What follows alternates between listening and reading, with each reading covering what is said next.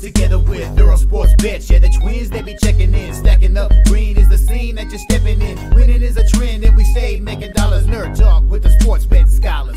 Yeah, R.I.P. to the bookies. R.I.P. to the bookies. R.I.P. to the bookies. R.I.P. to the bookies.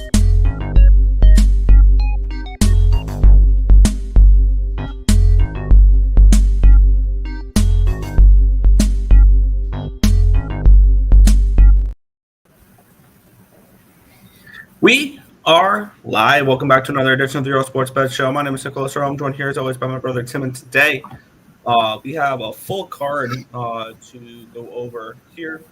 We have 13 games in the MLB. We have 2 Elite 8 games. We have 7 or 8 games in the NBA, and then I believe 8 games or so in the NHL as well. But before we get into today's games, before we get into today's slate, which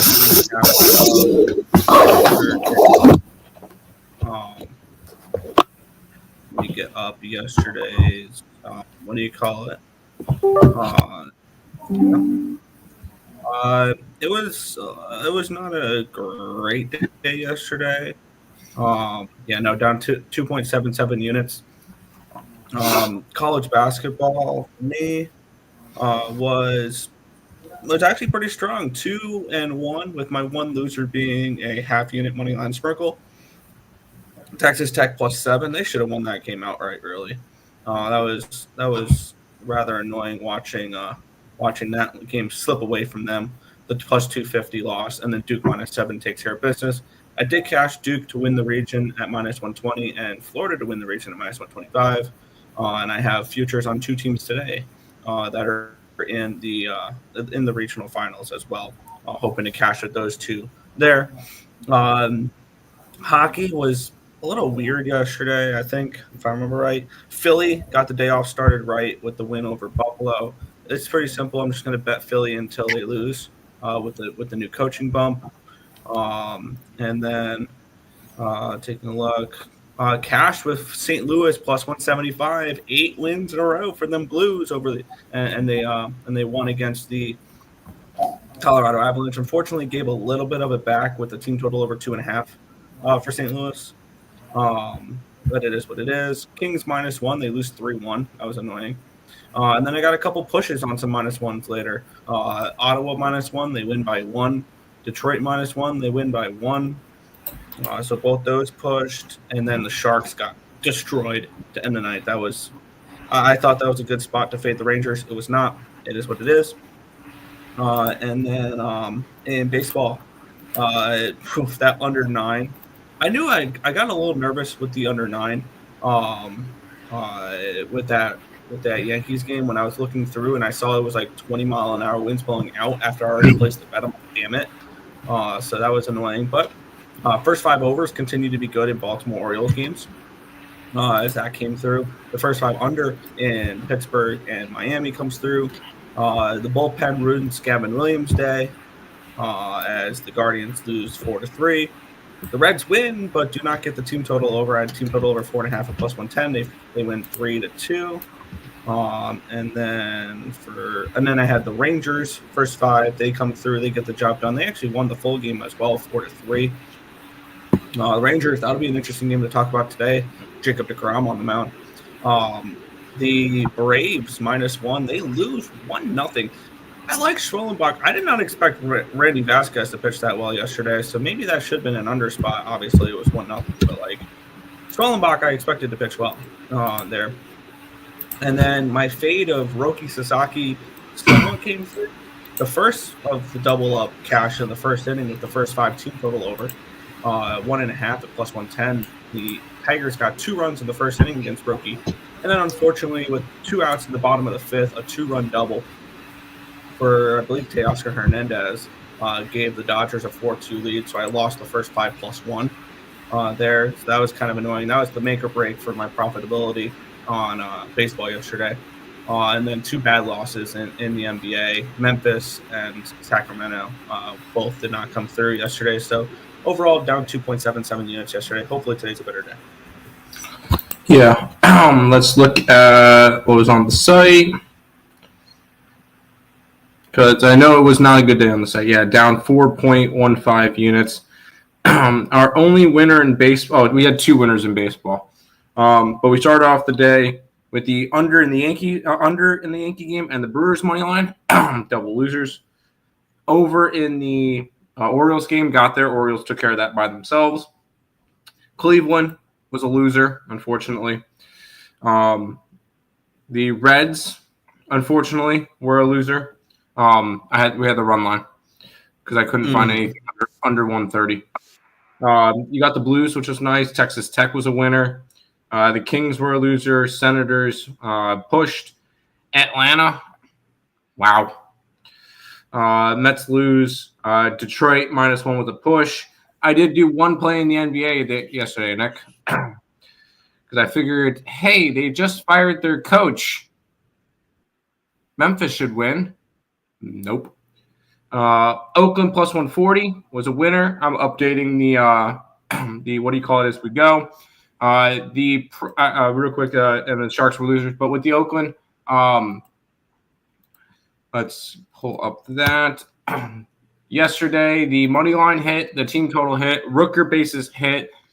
Butler is off to kind of a rough start, a 182 batting average to start off. He came one base off of actually cashing that for me.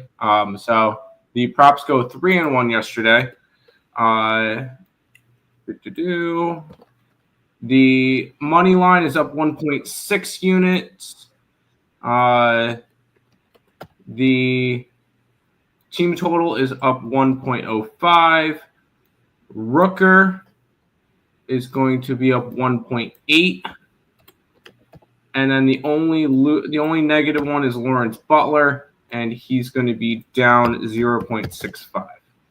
Now, all these are quarter units, but it's a lot easier to track them as full units, just so I'm not dealing with a bunch of sort weird numbers and stuff. So I'm just kind of doing it in 1 unit sizes. But Oakland, the Oakland experience is off to a decent start, and we'll see how it goes today. There you go. But Nick, if you want to quickly say hi to the chat, and then we'll start from there. I'm going to quickly post out the Oakland experience for today. Okay. Yeah, I was just setting up for baseball. There we go. All right. We'll head to the chat then, where let's see. I did post this when I created the room. I have the that reminds me. Quick recap of these standings now for the baseball contest. That 446 is still not in. Somebody submitted a play under 446, but it wasn't 446. Yeah, I know. I saw. But yeah, there we go. It's displaying now. Did I adjust the actual? Okay, I have to move a couple things around. In first place, Untouchable has been awesome to start it off.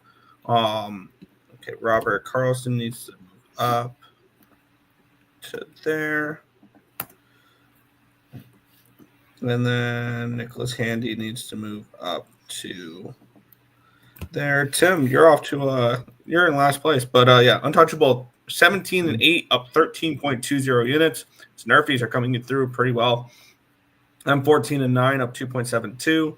Coyote up 11-9-1, up 2.65. Occupancy 8-7, up a unit. 446 that I put in air quotes is 1-0, up a unit. Neil is 1-0. Robert Carlson is 9-9, up 0.38 units. John Boy is 2-3, down 0.32 units.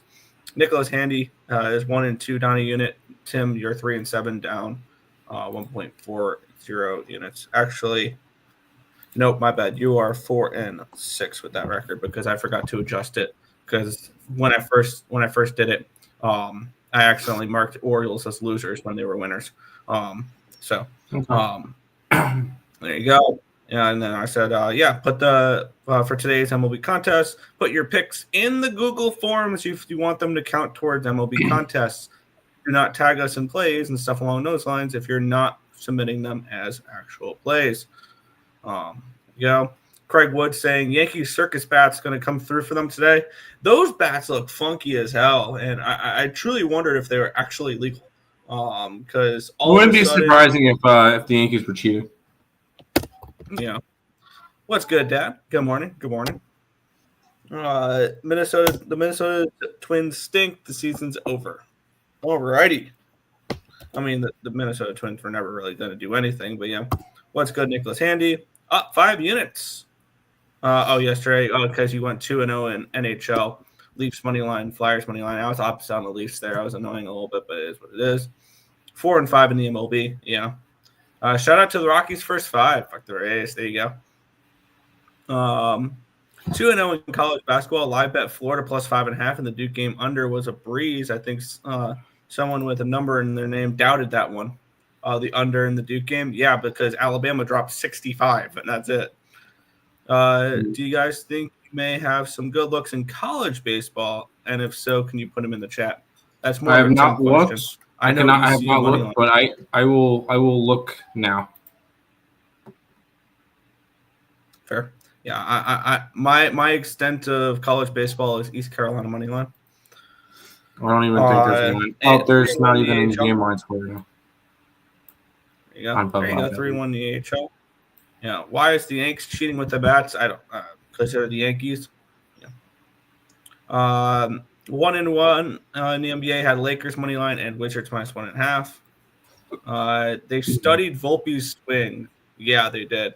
And all of a sudden, he's hitting home runs now with the weird shaped bat. Honestly, baseball's a grind. It absolutely is, and I love every minute of it. Who's sweeping today? I don't know. We'll get into that. Probably the Padres. Yeah, hopefully. Maybe this team right here, the Philadelphia Phillies, who are minus 140 favorites. Total of 9 in this game. Take a look at the line history in this one here. Let me get it up. Right. This line opened up with the Phillies as minus 157 favorites. It's down to a 138. Damn. A big move towards the Washington Nationals, which we've seen the first 2 games. Line opened up at an 8.5. It's up to a 9. So we do have a move towards the over here as well. I need to switch over from college basketball to MLB for when it comes to the cash flow here. 88% of the tickets and 96% of the cash on the Phillies. 97% of tickets, 97% of the cash on the over here as well. We have the Phillies 2-0, 2-0 on the road. We have the Nationals 0-2, 0-2 at home. Philadelphia will have Aaron Nola on the mound against Mitchell Parker for this one here. Nola in 2024. Feel like he just had a pretty solid year. Yeah, 33 starts, 14-8 record, 3.57 ERA, 199 in a third innings pitched, not 197 strikeouts, 50 walks, and 30 home runs given up. On the flip side, Mitchell Parker, lefty there, had that was his rookie year last year. He started 29 games. He went 7-10 with a 4.29 ERA, struck out 133, walked 43, and gave up 18 home runs. For me, if I wish the line wasn't moving the way it was, because I think Philly takes care of business in this game. I really do. And I think the way to approach this game is don't lay $1.40 with Philly right now. Just wait. We've seen the Nationals score first the first few games, and their bullpen slip up and blow the lead the first couple games as well. I think the Washington Nationals will be a strong live bet against team when it comes to that bullpen. So if you want the Phillies, it's pretty simple. Sit back and wait. The Nationals are probably going to score first, and you could probably get plus money on the Phillies, and they'll come back when the bullpen comes in. So yeah, I would be looking towards Phillies live in this game.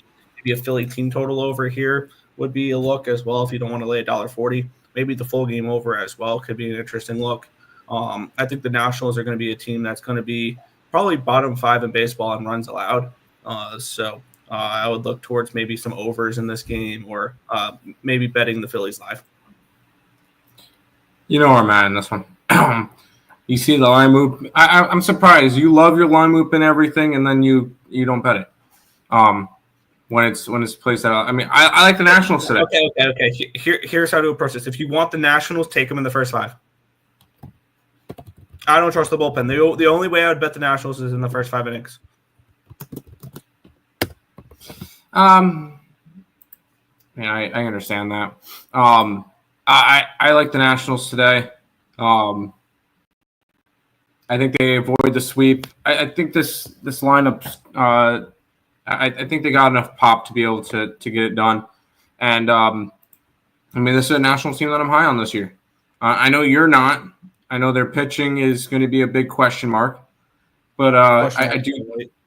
Yeah, I do think this is a good Nationals team. So I'm going to be jumping on the Nationals here.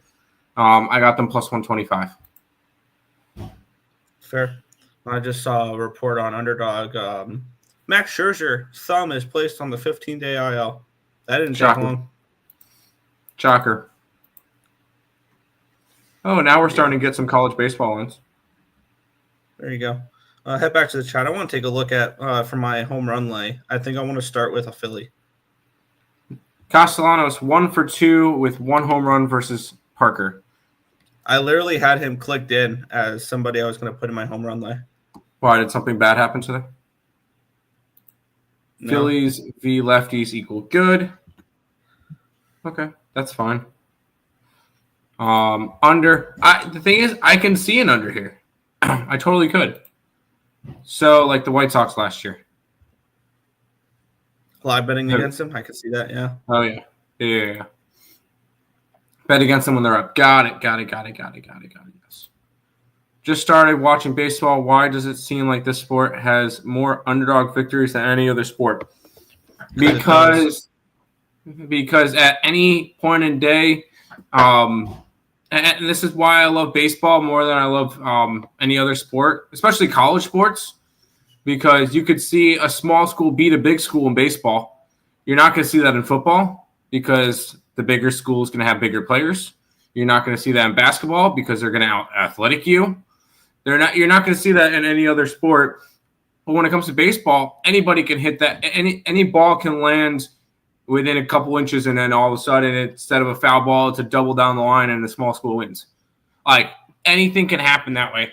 So, yes, you're going to get a lot more upsets with baseball. Maybe it has to do with 162 games. That could do it as well.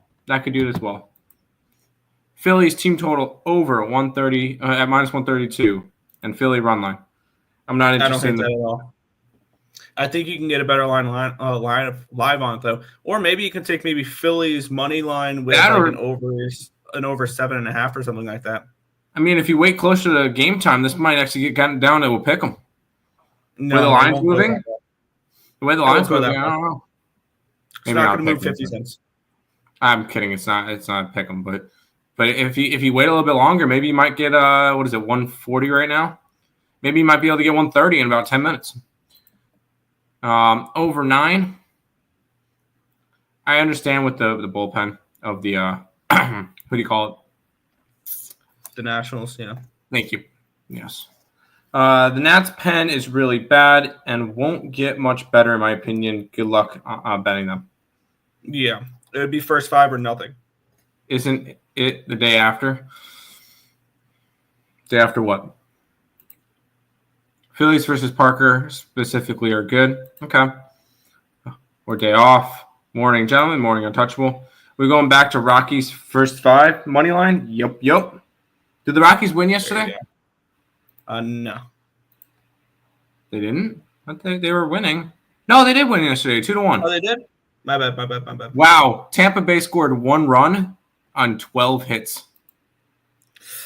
How? They could not hit with runners in scoring position. Cream always rises to the top. Yes, Orioles, Blues and Red, never in doubt. There you go. Tim, I need a little information on Baltimore starting pitcher. We'll get to him. We will get to him. For Castellanos, the day after bad thing. It's the game after it happens. Gavin Williams' day was decent first 5. Nerfy was never in doubt. There you go. Yeah. Let's keep on rolling, Nick. And this one I'm going to double up on. I'm kind of interested in it as well. I want to take a look at the line history and everything like that. But and can you look at the weather? Yes, I can look at the weather as well. There's a bunch of different. This is why baseball shows take so long. Is there's a lot more I have to look into rather than just the simple cap of the game. Because I forgot to bring up the weather last game. I forgot to bring up the bullpens last game. I forgot to. I feel like there's one other thing I forgot to bring up. But we'll move on. Aaron Savali and Marcus Stroman's your pitching matchup here. This line opened up 138 for the Yankees. It's now 125, so we do have a move towards Milwaukee. Line opened up in a 9, and it's down to an 8.5. So definitely a move towards the under makes it a little interesting here. 97% of tickets, 98% of cash is on the over in this game. The line's dropping. 88% of tickets and 94% of cash is on the Yankees, and the line's moving towards the Brewers, which tells me the Brewers are live and that Aaron Savali will pitch well in this game. The only question is, are the Yankees going to be using their funky bats in this game? The answer is probably yes. And that's been the talk of MLB Twitter right now.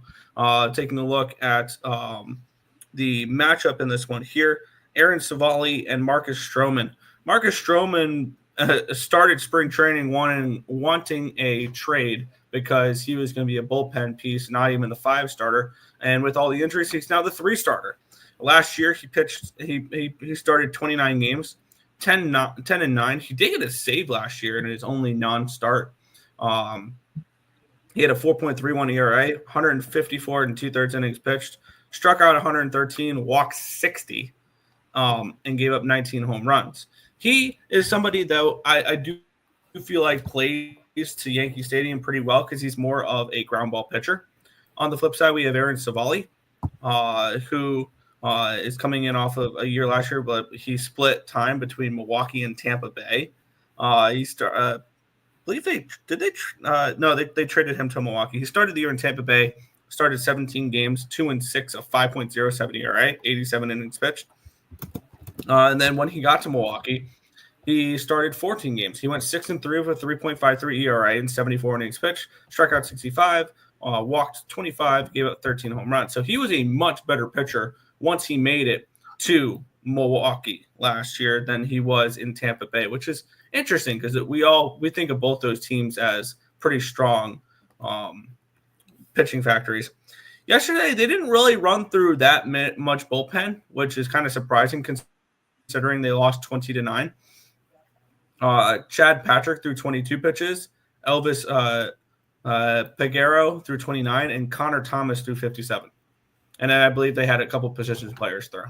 On the flip side, the New York Yankees, I don't think they would have gone through many relievers yesterday with that. But they did. Keep in mind, the Yankees gave up 9 runs in that game. So they probably did go through some people. And actually, really, no. Gomez threw 16 pitches and Hedrick threw 15. So this is a relatively fresh bullpen. Devin Williams threw 36, but that was on Thursday. He'll be available. So will Luke Weaver. So will Tim Hill. So will Mark Leader. So we have both bullpens actually pretty fresh with the top-end arms for this one. Let me take a look at what Yankee Stadium's weather has going on here. This is according to RotoWire, so take it with a grain of salt because their weather is actually I think their weather has actually not been bad, and I accidentally X'd out of it, didn't I? No, I did not. I just clicked off of it. Today, nope, that is not today. Hit refresh, please. Because I want to take a look if the weather is blowing out again like it was yesterday. It's 7-mile-an-hour winds blowing in. 53 degrees with a 13% chance of precipitation. The last game we talked about, 12-mile-an-hour winds. They don't say in or out, just 12-mile-an-hour. 22% chance of precipitation in Washington in that game. I want the under. In this game. We have 2 fresh bullpens. We have 2 pitchers I think people underestimate a little bit. I think Stroman will be fine. I think Savali will be fine. And we have 2 bullpens that I trust in the Yankees and the Brewers. And I'm getting an 8.5 -110 to the under on Fanatics. I'm going to go ahead and grab that. Do I want the full game, the first 5 under? I'm going to say no, because I can see potentially the bullpens having to shut down this game after it's like 3-2 at the end of 5, and the game finishes like 4-3 or something like that. So I'm going to stick with just the full game under here, under 8.5 minus 110 Yankees and Brewers. And I do have a slight lean towards the Brewers if I have to get involved in the side. But I like the total better than I like the side. I'm going to fade recency bias. And that is going to be going after the under. I'm going to have to go after the under after you saw 29 runs in the previous game. I got it. It's kind of you got to take the under. And then I'm taking the Brewers at plus 125. After you lose 20-9, if you're anything of a bounce back, if you're anything of a good team, Brewers, you bounce back today. And I see this as a 4-3 game, 4-3 Brewers win, something in that nature. I'm going after Milwaukee in this one, Nick. I like the spot for Milwaukee here after what was a very, very ugly day yesterday. What's up? Yeah, I was kind of looking at one thing here. It's minus 130, so it's a little. Oh no, it's minus 125 over on Bovada if you like it. I'm kind of leaning this way as well. Yankees team total under 4.5 is minus 125 over on Bovada. I think if you're really backing the bounce back here in this one, I would prefer asking the pitching to bounce back rather than asking the hitting to bounce back as well. That's what I said. They did hit a little bit yesterday. That's what I said. I wasn't telling them to hit better. I was telling them to pitch better. That's why I grabbed the under too. Yeah. I'm going to double up on that spot because I know everybody's going to be like, oh, the Yankees have their cool bats and all that. Yeah, okay, cool. I'm going to add that too. Yankees team total under 4.5 minus 125. Bovada. There you go.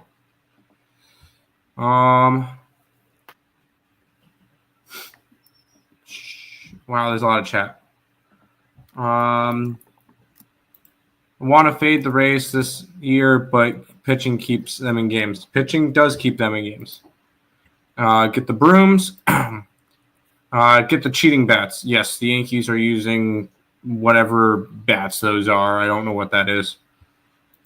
4-4 here. He's here. He's here. You'll see him. It's not cheating, but they'll probably ban those bats. Every team is going to be wanting to get their hands on them.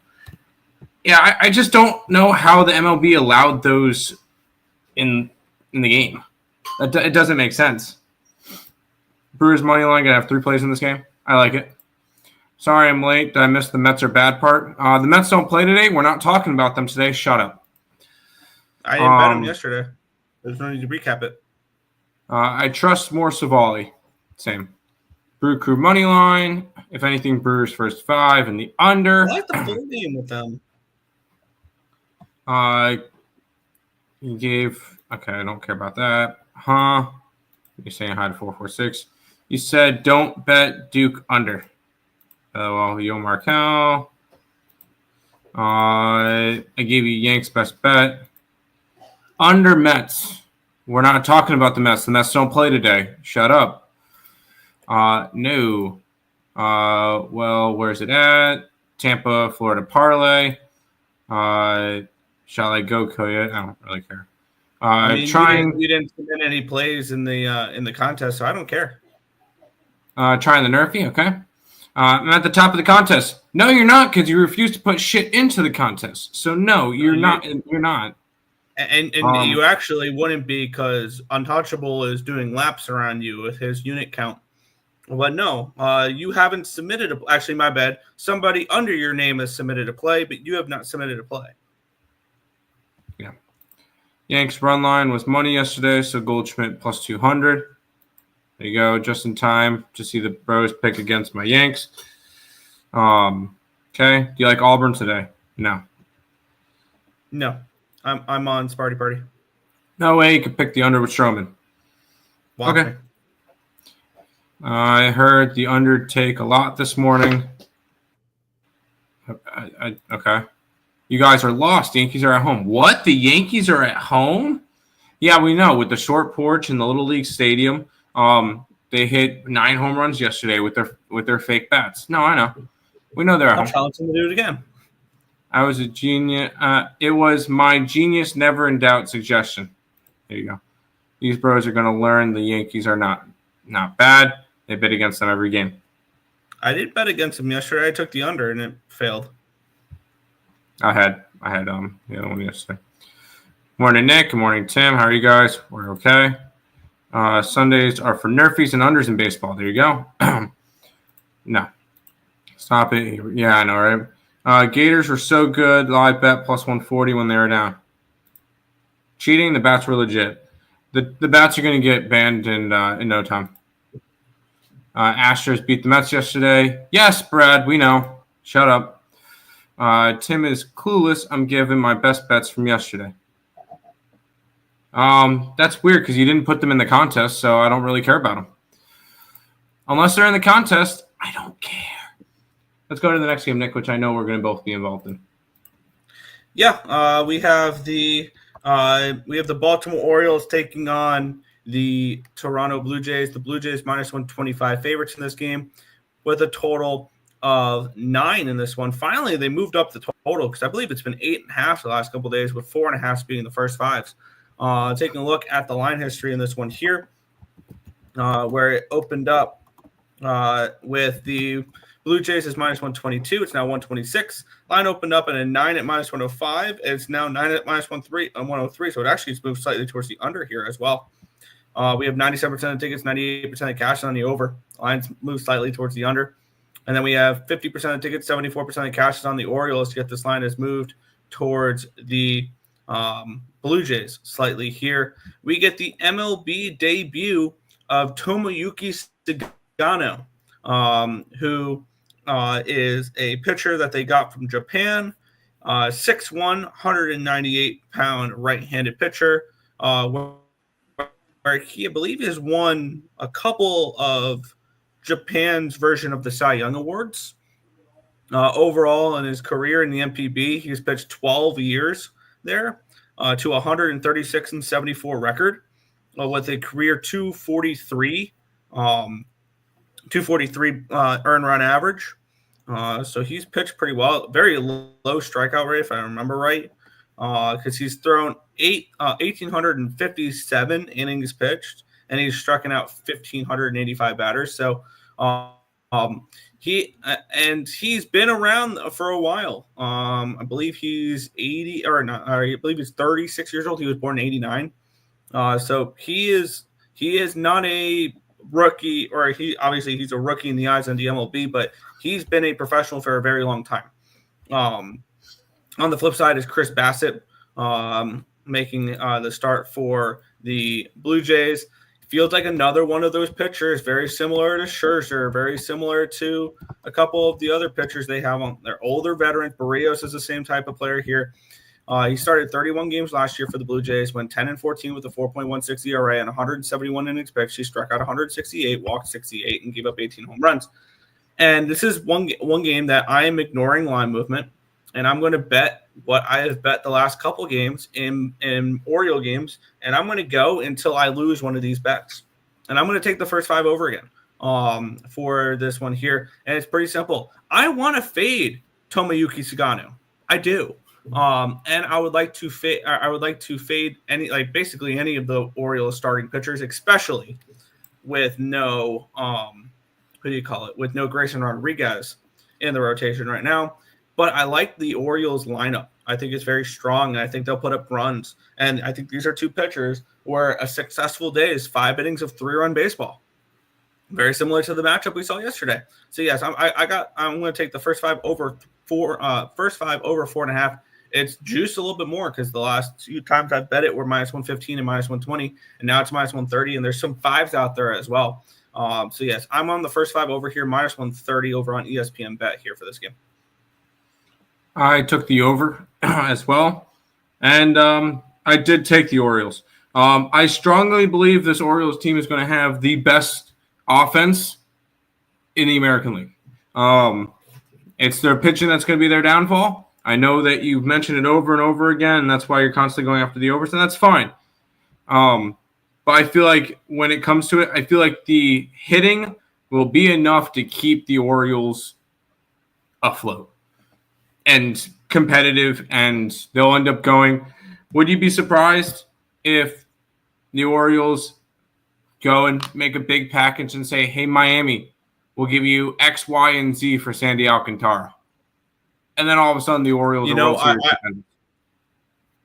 I would be stunned if they make a move for Sandy Alcantara, just because of Michael Elias's track history of being a prospect hugger. Why hasn't Colby Mayo been traded yet? Why hasn't like some of these other guys been traded yet? I think Castillo could be part of that. Yeah, Samuel Basallo. It would that trade would start with Samuel Basallo, Colby Mayo, and probably another top 10 prospect in that farm maybe system. even not even a prospect. Maybe it's even like Cedric Mullins. See, here's the thing. If I'm Miami, I don't want Cedric Mullins. I don't want Ryan Mountcastle. I don't want any major league ready talent right now because you're not competing right now. I want players who, okay, maybe Colby Mayo is major league ready. He's just continuing to get sent down to Norfolk because they have nowhere to put him. Trade Mountcastle. But who wants Mountcastle right now? I think they tried to do that over the offseason. But yeah. And Sugano, I think very similar to Sasaki, is going to take some time to get used to Major League Baseball. But probably in a little bit different of a way because Sasaki's looked bad so far. He went 1 2/3 innings pitched yesterday. And Sugano is in a similar but different type of situation. Yeah. But we got the over 8.5, -108. Yeah, I got first 5 over 4.5.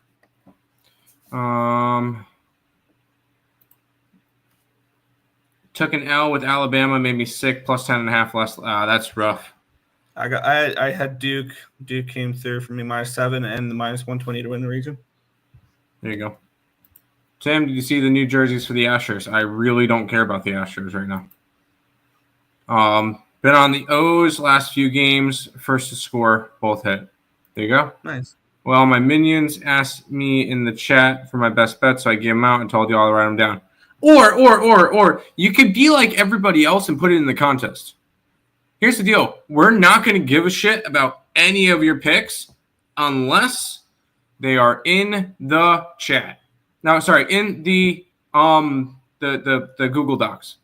Yeah, we don't care about any of your baseball plays. You can shit talk the Mets. Ready? You can shit talk the Mets all you want and all that stuff. If you put those plays in the contest, we'll care.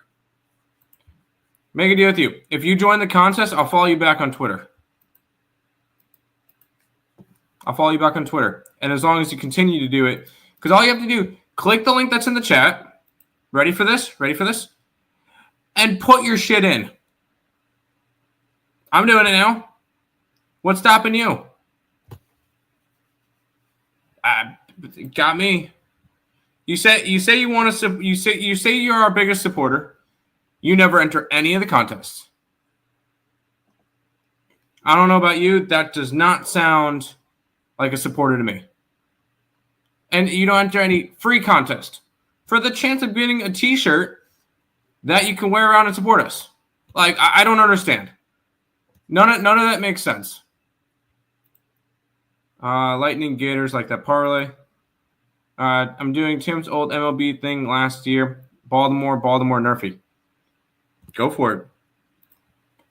Over. LOL, remember how cross-sport confused you for a second when I asked you? Yeah, there you go. 2 Matt Homers calling my Yankees cheaters when their pitchers actually do get busted for cheating. No, I'm not dealing with that. That's fake news. How ironic. First 5 and Nerfy. Here's the thing for the O's. Love Baltimore. Alcantara will be a Yankee. I don't think the Yankees have enough. I don't think they have enough to trade for him. I agree, Tim. I was on the O's money line first game. O's +1.5 second game. Now I may go back to the well. There you go. Yankees make deals. O's are cheap. Don't do anything. The Yankees don't have enough prospects in order to get them.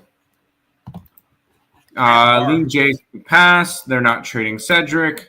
You can have some of our utility infielders. Got to go over here. Yep. Mateo, Mayo, some prospects, and draft picks for Sandy. Yeah. Well, he did get he did put in plays or one of his minions. Nope, that does not count. Tim's a little snippy today. No, I'm good. Where's the link for today? Nick, do you want to put it back in the chat? Oh, you did. Never mind. You're good. Never mind. Yeah, I did. I put it in the chat first thing, but I'll throw it throughout the show. All the way up the top. Oh, yeah. I'm in the contest. See, all the cool people are in the contest. I will take ESB. Yeah, an ESB t-shirt. There you go. Stop. It will come. You'll come in last. Nothing but big dogs in here. Here's the thing. She wants a big dog. A is going to trade for Alcantara. They have prospects and a talented offensive core. They need an ace. Whoa. Would be a big move before moving to Vegas. I could see that. Although I really like Beto. Yeah. I think Beto is going to be really good. So let's keep rocking and rolling, Nick. What a series this has been.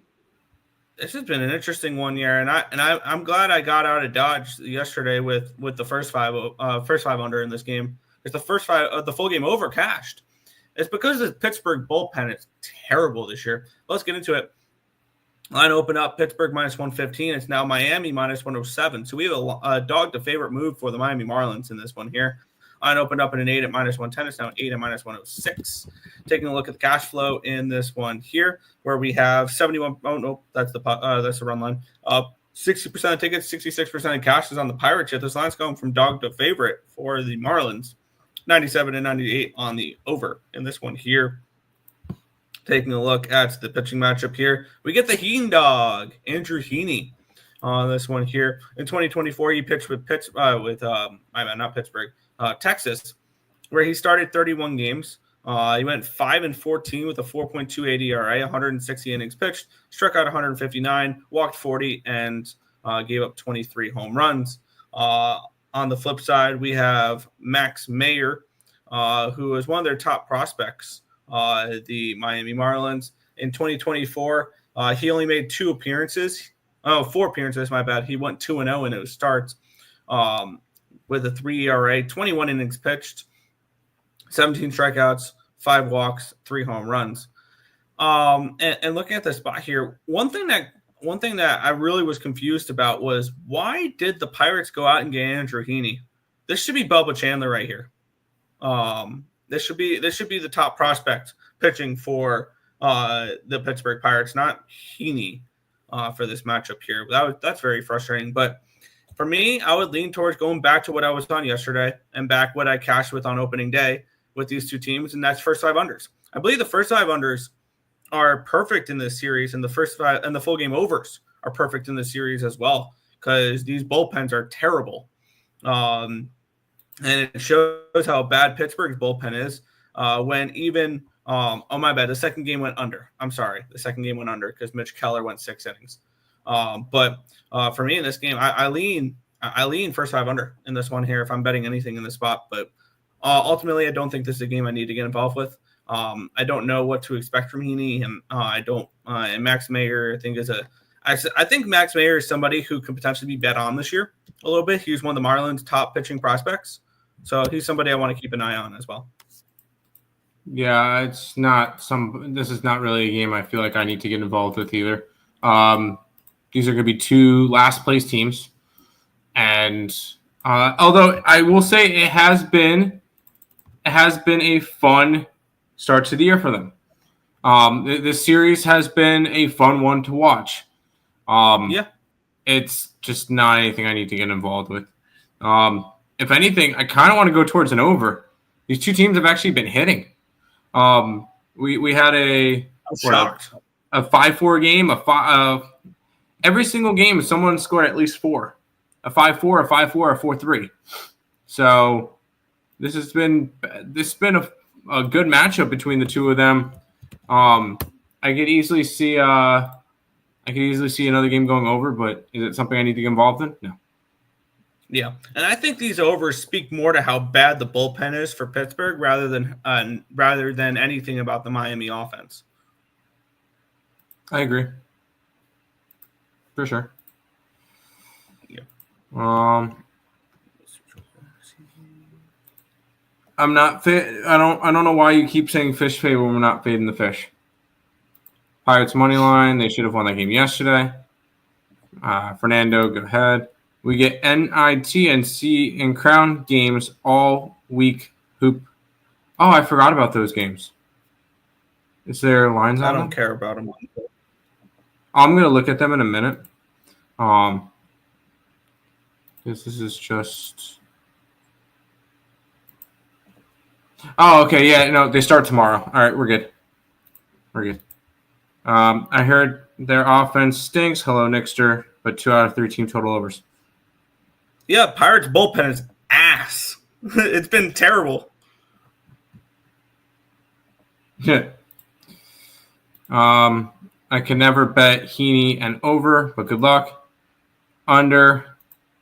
Marlins Nerfies are back. I mean, I can't bet Heaney and unders. Okay. And the under in this game. Under in the Angels game. After a 1-0 game yesterday? I don't know. Pirates video. No Pirates video. Let's head to the next game, Nick. Fair. Let's get into it. Tim, my boy is pitching today.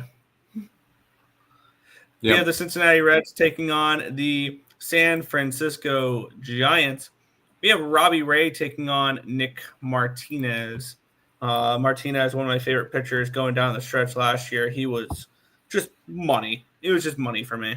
Let's take a look at the line history. Opened up 116 range. It's still 116 range. Line opened up 8.5 minus 115. It's down 8.5 minus 101. So move towards the under here as well.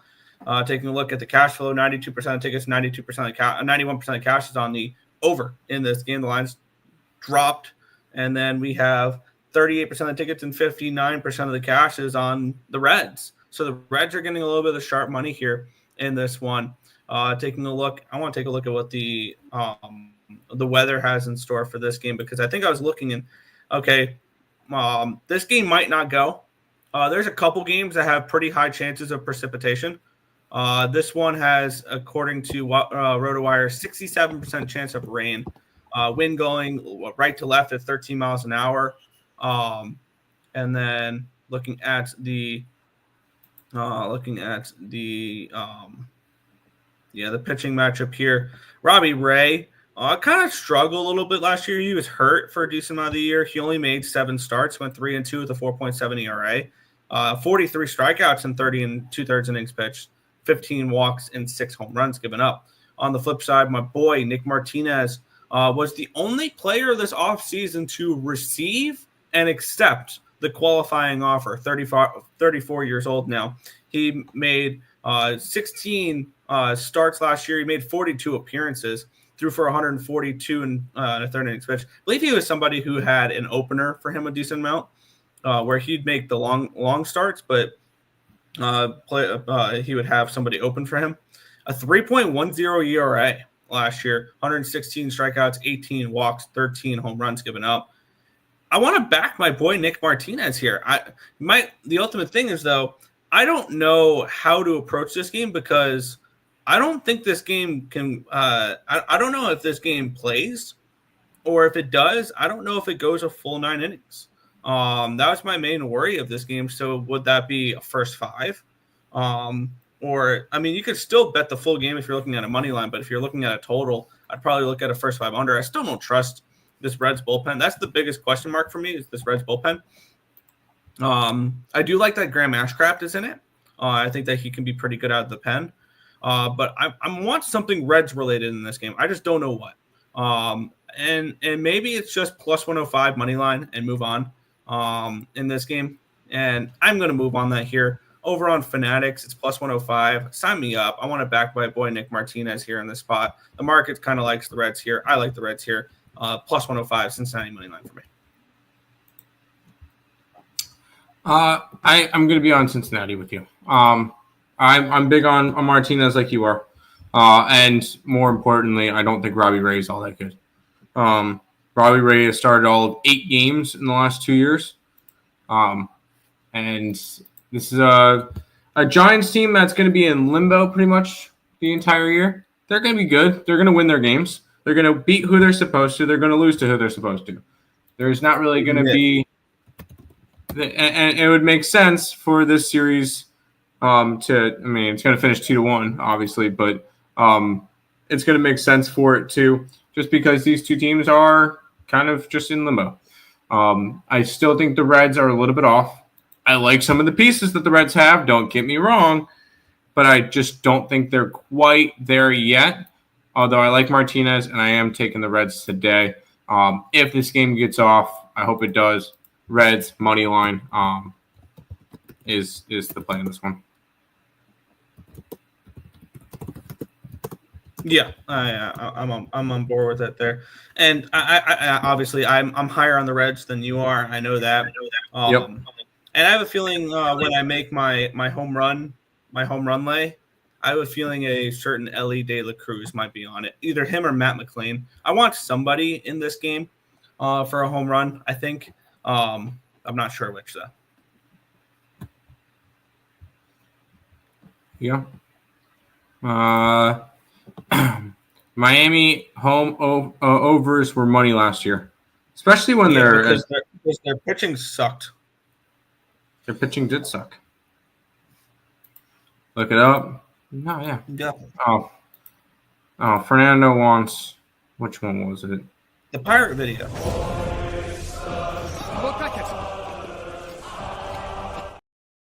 Is that what you wanted? Is that what you wanted, Fernando?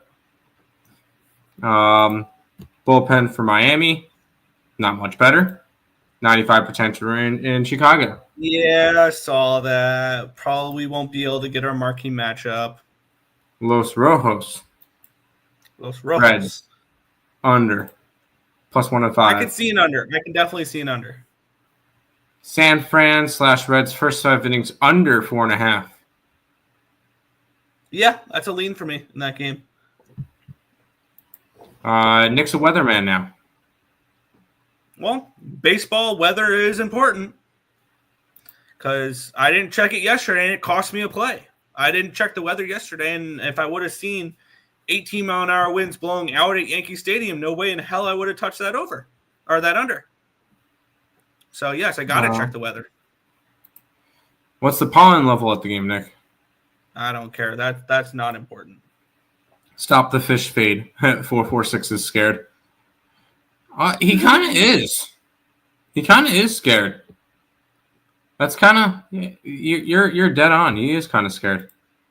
Apparently that's his minion. So you're making multiple accounts now? So you'll make multiple accounts, but you're not going to join the contest. Cool. I don't know. I think 446 is scared, but the real 446. But is the real 446 446? Whoa. Yes. I'm shaking. Nick, how about this beauty of a matchup? Yeah, we have the Tampa Bay Rays and the Colorado Rockies. We have the Rays minus 190 favorites in this game. They've been big favorites this entire series, and they've done nothing to really impress me whatsoever. They had a 1-run win in that first game. They lost yesterday. Let's get into it, though, where we have let's take a look at the line history here. Tampa Bay and Colorado, where we have Titus Bradley versus Ryan Felton. Our line opened up at a 190. It's down to a 174, so we do have a move towards Rocktober here. Line opened up 8.5, down to an 8, down to a 7.5. So a full run line movement down towards the under in this one here.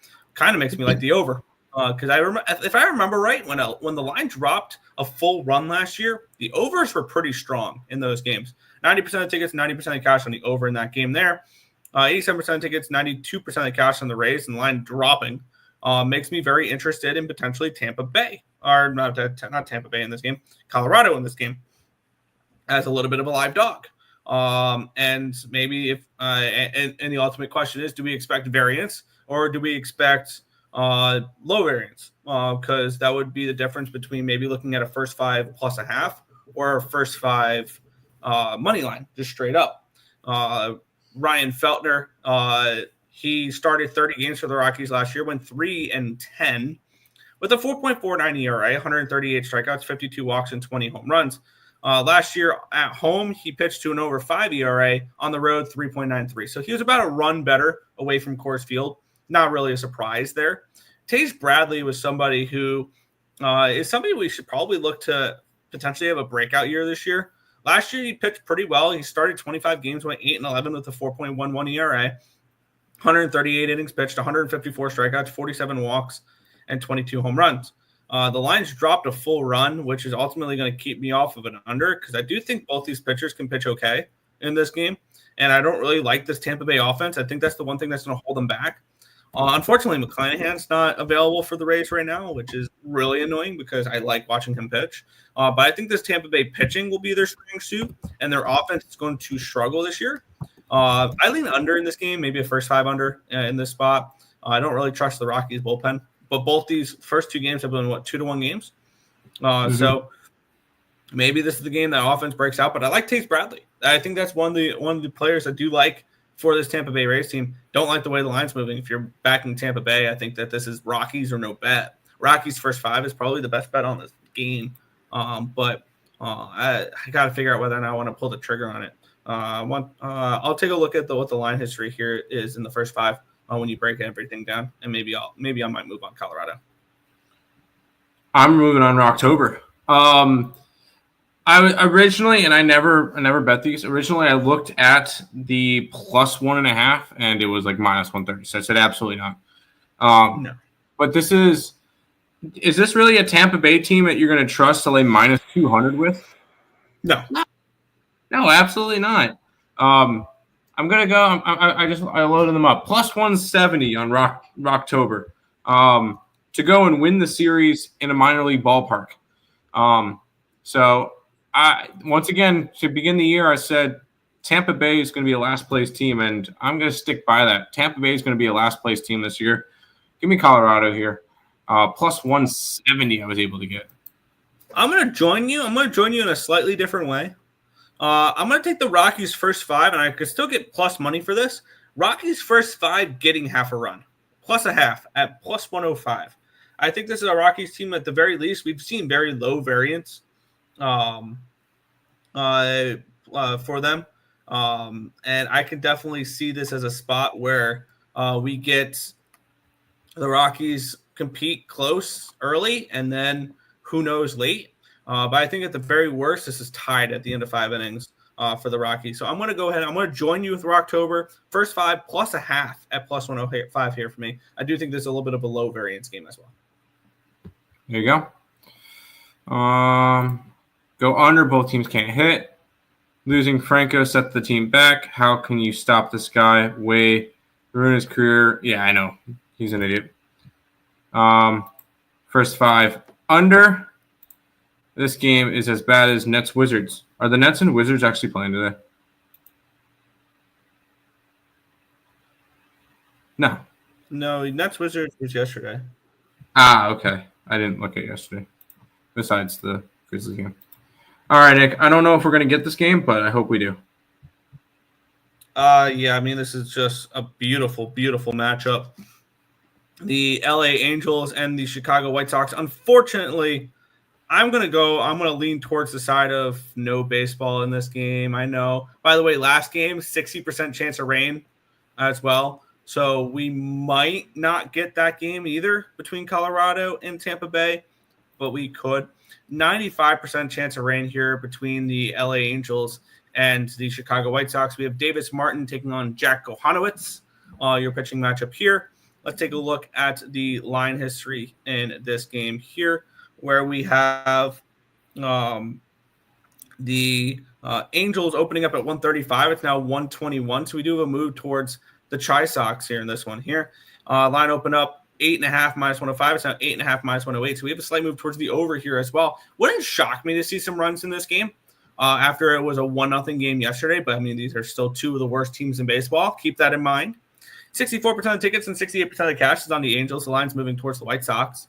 So that kind of increases my interest there in Chicago. And then 92% of tickets, 92% of the cash on the over here as well. Now, the ultimate question is, what is your view on this White Sox bullpen compared to the Angels bullpen? Because I don't really see too much of a difference. However, I just don't trust this White Sox bullpen whatsoever. They have the Fangraphs has the White Sox bullpen projected dead last. They have the Angels bullpen projected probably in the high 20s here, around 21, 22 range for the Angels. And the Angels do have some redeeming qualities in their bullpen between Ben Joyce, who is going to be much-watched TV any single time he steps on the mound. They still have Kenley Jansen in the back of the bullpen there. And then they also have and then looking at the Chicago White Sox bullpen, I don't know who you can trust out of the Chicago White Sox bullpen, to be completely honest, which is going to be the ultimate thing that's going to make me sweat this over 53.5 with them. They also had 4 different pitchers pitch yesterday. Bryce Wilson led the relievers in pitches, though, at 16. Jordan LeSure threw 12. So did Penn Murphy, and then Mike Clevinger threw 14. I want the White Sox in this game. I want them early, though. I would prefer them first 5 rather than full game. Davis Martin, somebody that I don't know how much you can really trust him. 28 years old. He started 10 games last year, went 0-5 with a 4.32 ERA. So he wasn't the record-wise, he was terrible. But I mean, you're pitching for a 41-win baseball team. Good luck trying to get wins on that team. He struck out 47, walked 23, 2-to-1 strikeout to walk ratio, with 5 home runs given up. And then on the flip side, you have one of the Angels' top prospects, which of course that means he's been rushed to the MLB. And Jack Kohanovic, he's 24 years old. Where was he out of? He was, I think he was out of high school. Kohanovic here. Last year he appeared in 11 games, started all 11 of them, 2-6 with a 3.99 ERA. Struck out 25, walked 9, and gave up 7 home runs and 65 in a third innings pitch. So you're going to see the White Sox put the ball in play. He doesn't walk many batters. He doesn't strike out many batters. I think that the White Sox are able to put enough in play in the first 5 innings to get a couple runs and to take a lead over the Angels. I'm leaning White Sox first 5 in this game. I want to shop around, see what the best available number is. Yeah, I'm going to guess that this game's probably going to get rained out. So I'll be honest, I didn't look too deeply into it. You were right. Kohanovic was out of high school in Pennsylvania, Harriton High School in Pennsylvania. He was the third round pick in the 2019 draft. So he's actually not one of their rushed up prospects because it's been 6 years since he's been drafted. Oh wow! So he is I'm thinking not of Caden Dana. I'm sorry. Whatever you think, that's fine. But I'm not going to get involved in this game. Bum fight. White Sox are nothing. White Sox are nothing at plus 105. Yeah, I'm going to be on the White Sox first 5 at even money. Don't expect this game to play, but if it does, I think the White Sox are leading at the end of 5. Played yesterday, got it. I'm following that play. Pass. White Sox is my mean. Full game, under full game, lean. Rays are going to have a lot of rainouts this year. This will equal a lot of bullpen days, which taxes bullpens long term, especially because the Rays went with the bullpen starters last year too. Yeah, I saw that due to injuries. Sunday unders are in effect except the Yankees because the Yankees are going to use the cheap bets. Yankees suck. I agree. Good point, Craig. Outside games in Florida can be a disaster. That's why they have to be in a dome. Rain doesn't start till 2 hours after the game. Oh, love that. Thank you. It's pronounced Cocainowich. Yeah, okay. Marlins games used to be a disaster outside. I don't think the Marlins ever played outside. Did the Marlins used to play outside? Yes, at their old stadium before they got Marlins Park. Oh, I'm drawing a blank on the stadium name. Yeah, no, their old park was, yeah.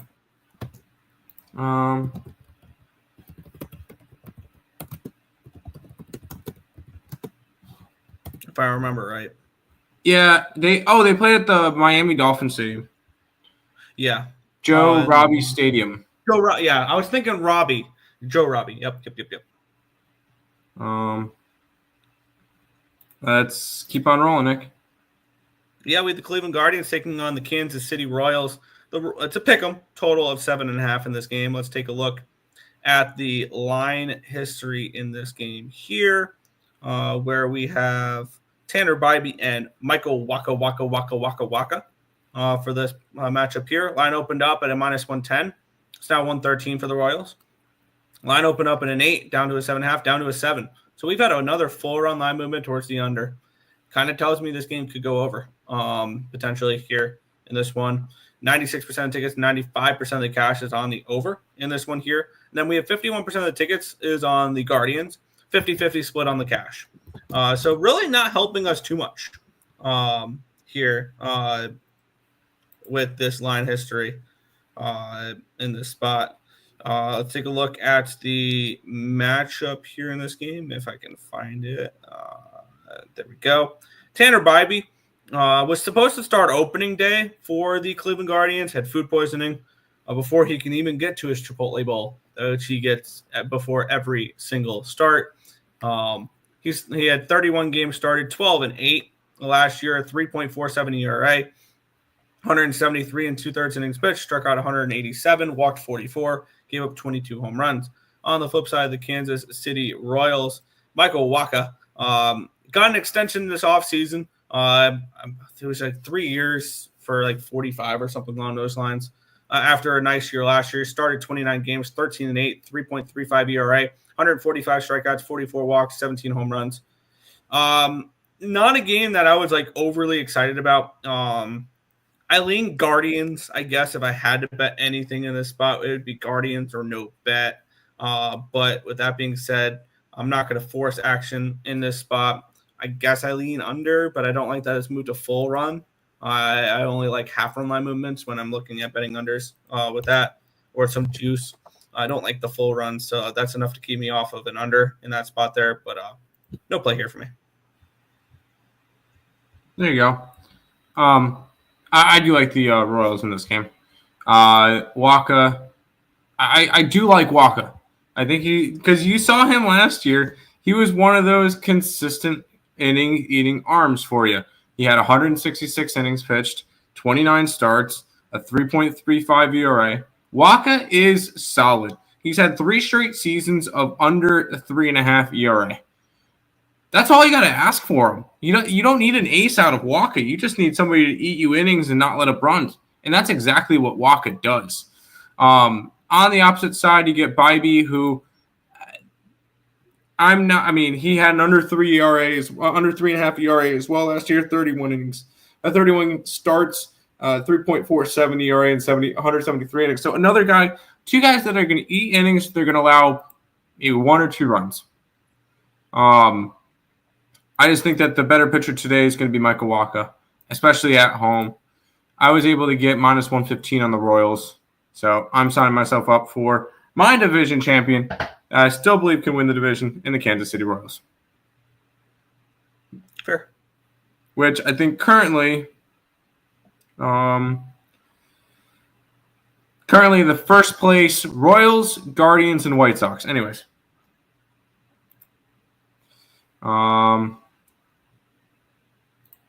Tim didn't know the Fish played outside. Where have you been? They won the World's. Okay. I was 3 years old when they won the World Series. I was 3 years old. I didn't look back at that game.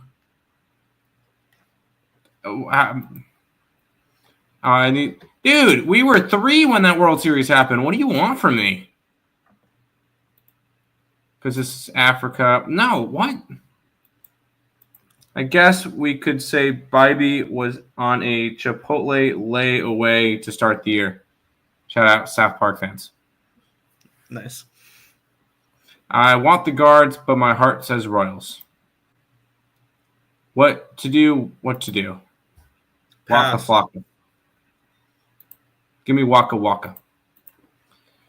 How about this one, Nick, which has been very interesting because the Cardinals are going for a sweep. Yep. Definitely, did not expect that out of the Cardinals, but hey, this Cardinals team can easily surprise me and win 85 games and win the division this year because they didn't make any moves, but their rosters, not terrible, but I was just not. I thought they were going to sell more this year. That's why I took the under for them. Let's get into it though. We have Bailey Ober taking on Andre Palante. Line opened up 115 down to a 111, so we'll move towards these Cardinals in this game. Line open up in an 8, now an 8.5. So we do move towards the over here as well. Taking a look at the cash flow, 94% of tickets, 94% cash on the over, 51% of the tickets, 52% of the cash on the Twins. The line's moving slightly towards these Cardinals. We have Bailey Ober and Andre Palante. Ober, 31 starts last year, 12-9 record, 3.98 ERA, 178 and 2/3 innings pitched, struck out 191, walked 43, gave up 27 home runs. On the flip side, for Palante, last year, started 20 games, appeared in 29. 3.78 ERA, 8-8 record, 121 and 1/3 innings pitched, 94 strikeouts, 48 walks, 8 home runs given up. I like Palante a little bit. He's somebody that's been on my radar a little bit, and I have a feeling if there's any under the radar Cardinal pitcher that might be one of my guys that I like to back, it might be Andre Palante. To be completely honest, he's somebody where if I remember his pitch mix right, he likes to keep the ball down. He gets a lot of ground ball rate, and he's somebody who can help limit damage and get double plays and things along those lines. I would think Cardinals in this game. It would be Cardinals or no bet for me if I'm looking to back anything in this spot. But is this one I feel the need to get involved with? Not particularly. So it would be a pass for me in this one. Spirit, give me the Cardinals. I'm gonna go ahead and take the Cardinals for the sweep. I know I was low on this team to start the year, but boy, was I even lower on this Twins team. I wasn't lower on this Twins team. This is a Twins team that we said was going to be boomer bust and 100% boomer bust. And I'm going to take the Cardinals here to finish off the sweep. Minnesota just doesn't look great. They already lost Royce O'Neal. Royce Lewis. They've only scored 4 runs in 2 games. And they've let up 10. Nick, did you say you leaned Cardinals? Because I kind of want to. If you say you kind of, yeah, it's Cardinals or no bet here for me. I'm gonna throw the Cardinals up on the site. Kind of want to. I need to take a look at a couple other things in this game. This Plus was another 105. game. This is another game. Keep an eye out. 92% of chance of rain in St. Louis today. 15-mile-an-hour winds blowing out as well. So could be decent conditions if it does play for home run hitters. And maybe if it get now the question is do they play? And if they play, I think I found somebody in this game that I might put in my home run lane. Alec Burleson. Yeah, right. I like it. But yeah, it's Cardinals are no bet. Question is, what do you think about their bullpen? Fangraphs has them towards the bottom. On the flip side, they have the Twins as the best bullpen in baseball, projected, which kind of caught me by surprise. Fangraphs having the Twins. Fangraphs does, which I don't hate them putting up the Twins that high. You look at the back two of their bullpen, which they both should be available today. Griffin Jax and Johan Duran. I love both of those guys. I think Griffin Jax is the better of the two as well. And their bullpen looks pretty fresh, ready to go. So it would be Cardinals first 5 for me if I'm betting this game, especially with – that's the wrong team. I was going to say that's a lot of pitches. No, that's the Cubs. They actually, the Cardinals, Jojo Romero led their relievers in pitches yesterday, 14. So they didn't really go through many either. So could be interesting here. There you go. Were you around when Babe Ruth played? Why do you know him? Because he's a Hall of Famer? I don't know. Can we trust the Cardinals to keep it close? Plus 1.5. Dude, their money line's plus 105. Twins money line. Nope. Do you guys know where the phrase Waka Waka comes from? Or Waka Waka Waka? Ozzy there. I was just Come about on, to we're pull not up. that uncivilized. I was just about to pull up Fozzie. Come on, dude. Shakira is there from the Waka Waka Shamana. Yeah. Twins money line. No, you're joking, right? That's why I said Africa. Guess again. Under go Twins. Lots and lots and lots and lots of unders today. Yeah, we know the Muppets. Now, are you a man or are you a Muppet? That's my question. Anyways. That is a really good question you asked here. All right, let's Patrick talk about Mahomes, the next can you team. please stop talking? Huh? Patrick Mahomes, can you please stop talking? I am sorry. We'll make it back to the Super Bowl next year, but right now we have the Texas Rangers and the Boston Red Sox. The rest.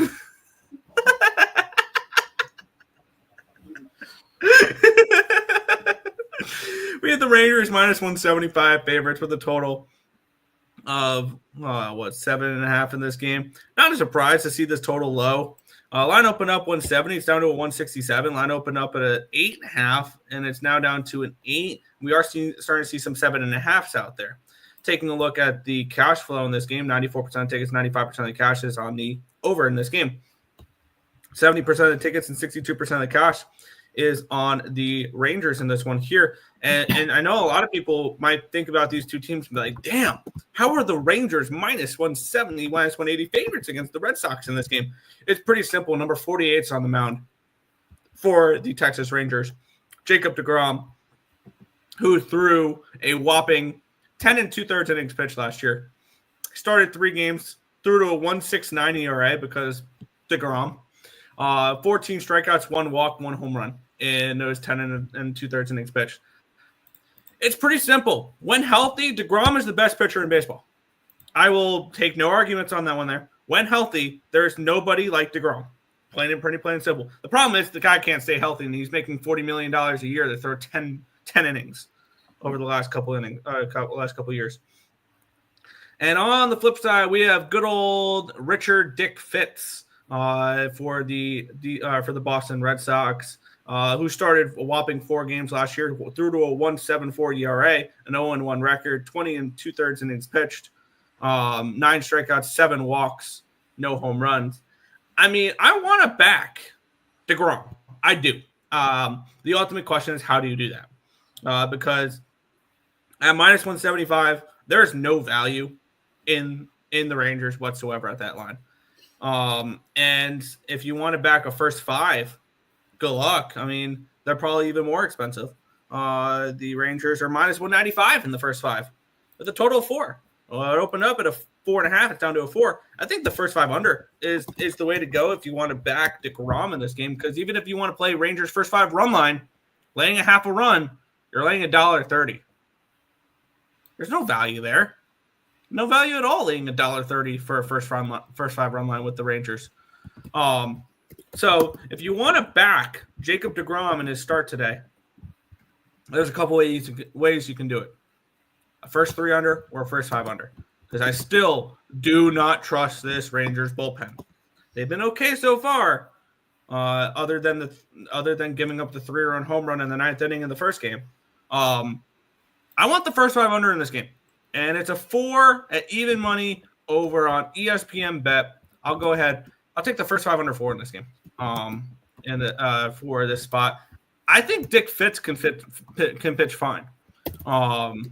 And I think this. I think obviously, I this is more back into deGrom too. I think deGrom comes out here and shoves and pitches fine because I still think he's the best pitcher in baseball when healthy. And I will go ahead and back him here. in this spot with the first 5 under 4. It's even money over on ESPN Bet. I just took the under. I'm glad we kind of agreed on that one.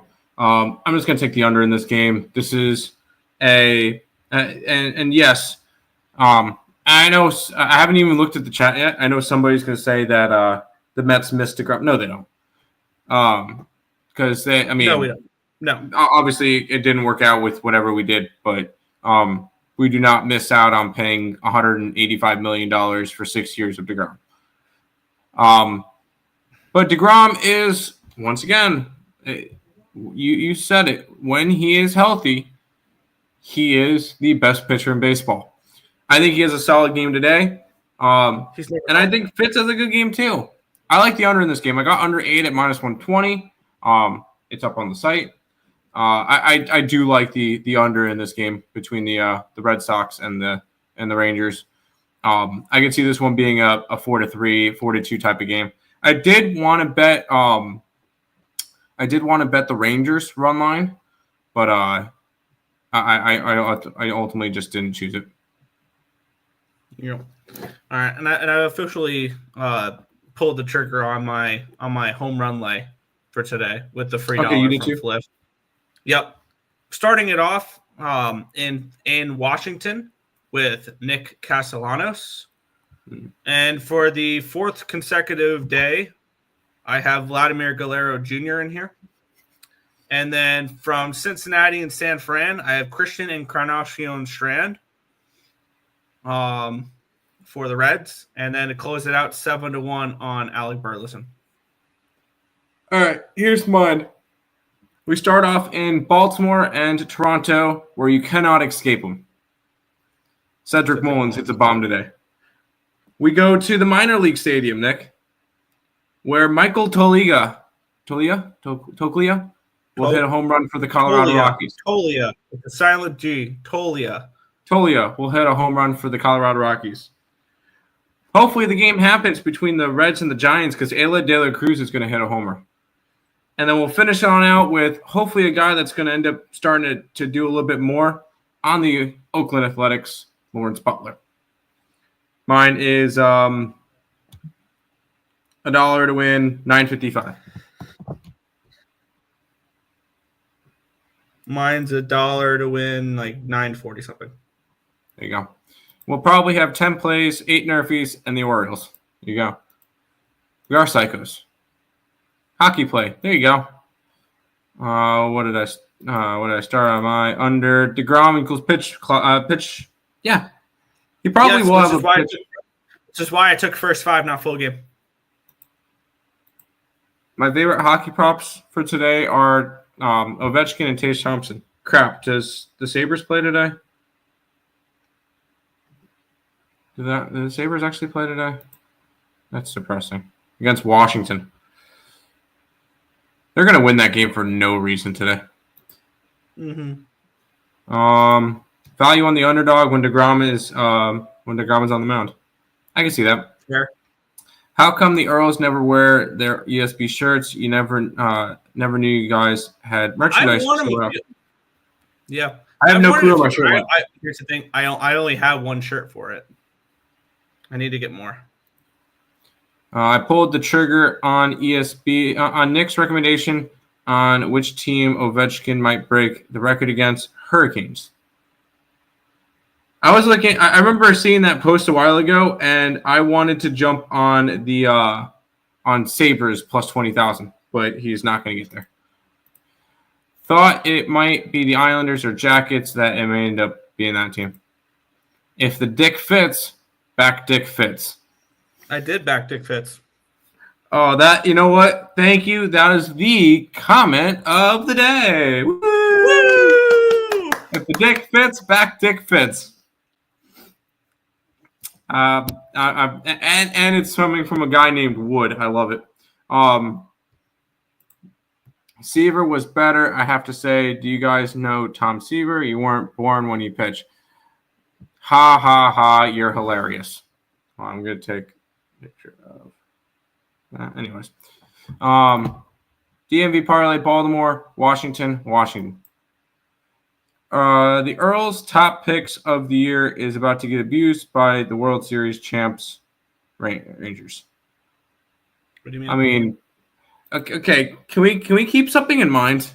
What's today? 446. What's today? What's today? It's March 30th. Who cares? If this was happening in August, maybe a little bit more worrisome. But, dude, it is freaking March. It does not matter. You're overreacting, and it's kind of hilarious. I just wanted my guys to score and the over 2. We knew Nixer is jealous of the Rangers. Nope. Yeah, he's gonna score his last goal versus Crosby, obviously. Oh, yeah, that makes sense. Panic time in Boston. Why? I mean, the Bruins are struggling, but I don't. Okay. Nick, we got 3 baseball games left. The Bruins are tanking. That's beyond the point. Yeah, we have 3 games remaining in the in MLB before we still have a college basketball, NBA, and NHL to get to as well. So let's get to it. Arizona Diamondbacks, Chicago Cubs. We have the Diamondbacks $1.20 favorites in this game, with a total of 9.5 in some spots, 9.5. Matthew Boyd making his debut with the Chicago Cubs, taking on Eduardo Rodriguez.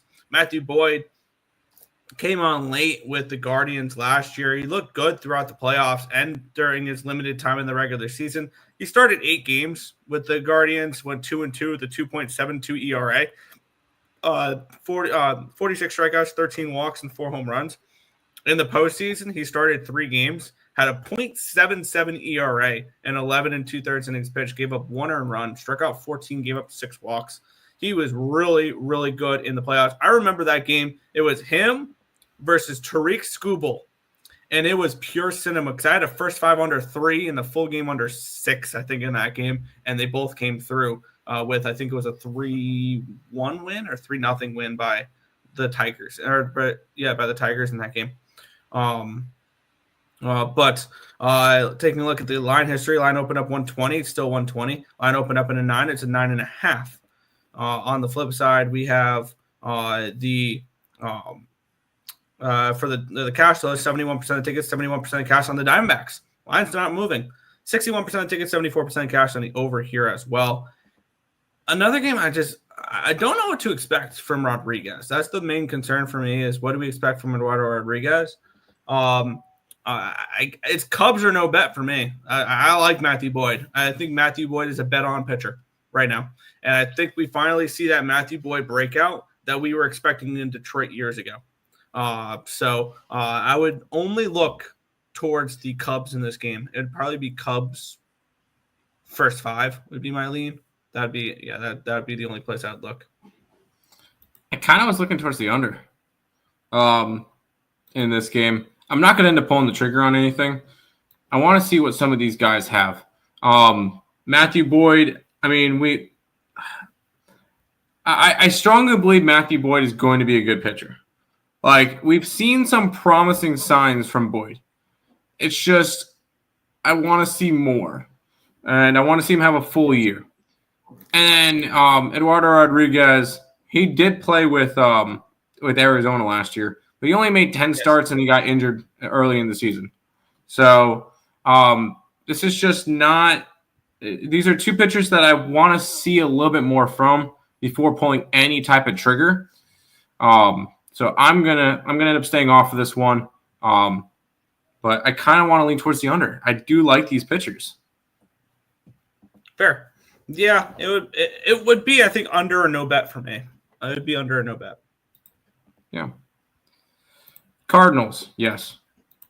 LOL, no, we do not need that, Robert. He needs to do it at home for the homers.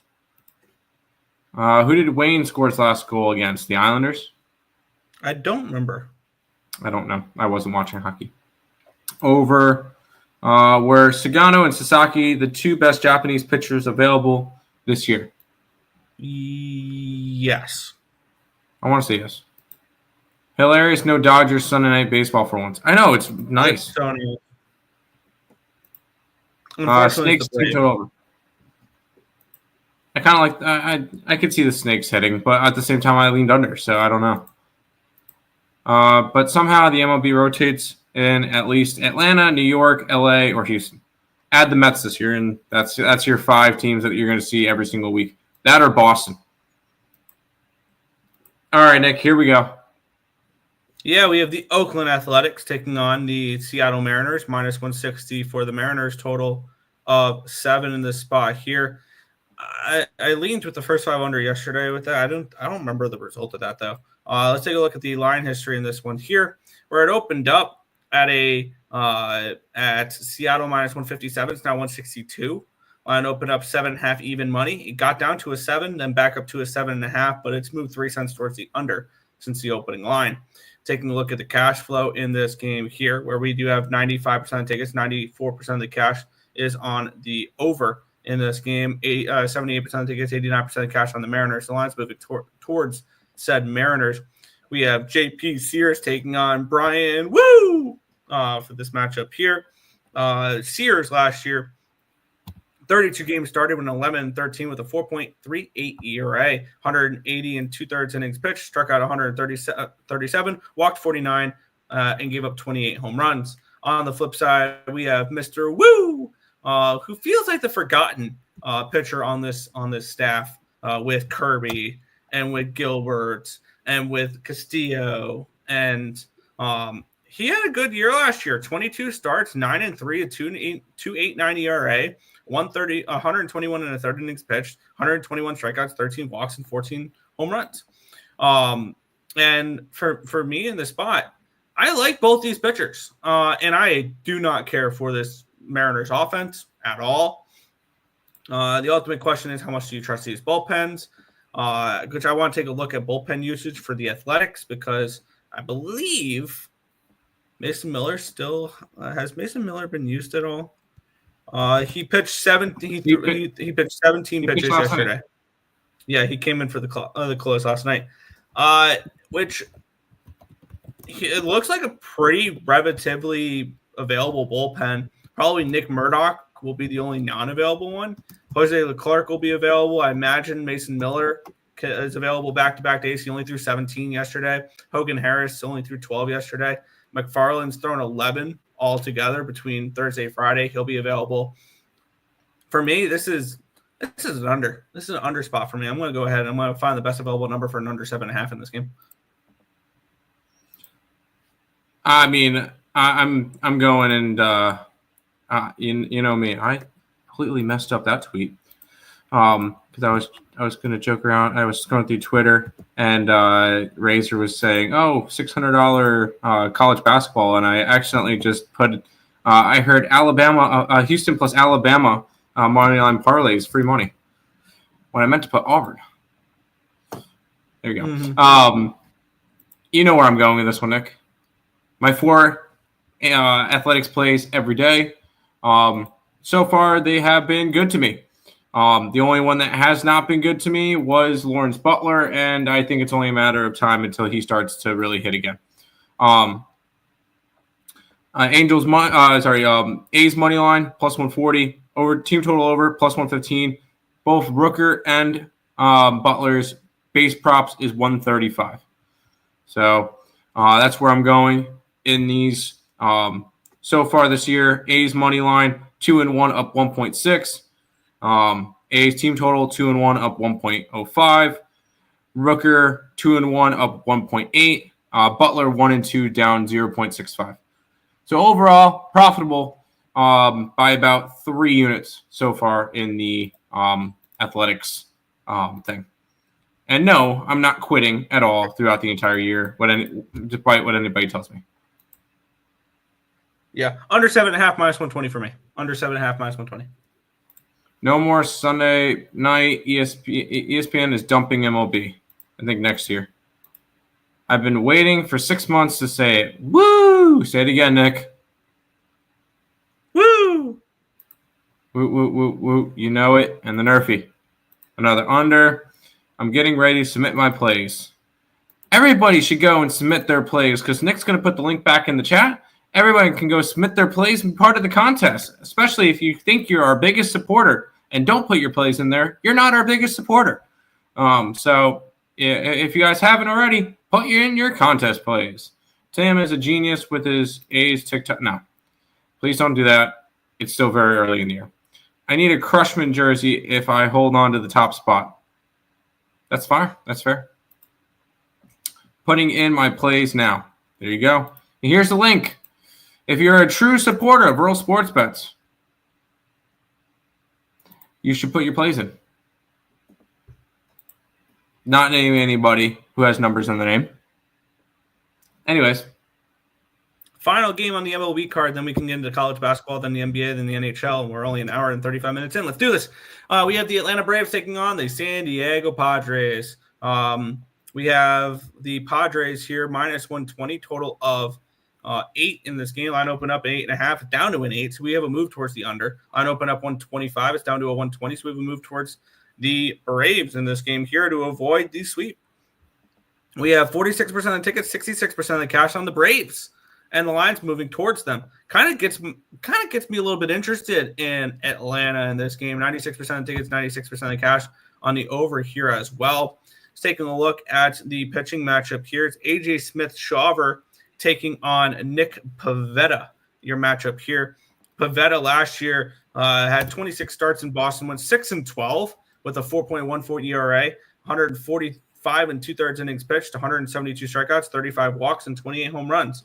On the flip side, we have AJ Smith-Shawver, who is one of those pitchers that they've kind of rushed up to the major leagues. He's 22 years old. Keep that in mind as well. And I believe he's out of high school as well, because obviously he pitched in 2023. And if you're pitching in 2023, you're not going to college baseball if you're 22 years old. Mm-hmm. He got into one game last year, 4 1/3 innings pitched. He hasn't done much recently. What do you expect from AJ Smith-Shawver is the ultimate question mark here for me. And I want to back Atlanta in this game. I really do. The ultimate question is, do we trust him?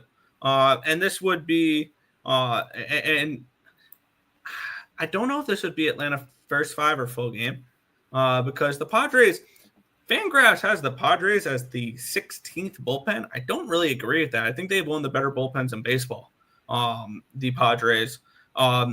This is Braves or no bet, though, for me. Braves or no bet, and I think it's just going to end up being no bet. I think they sweep.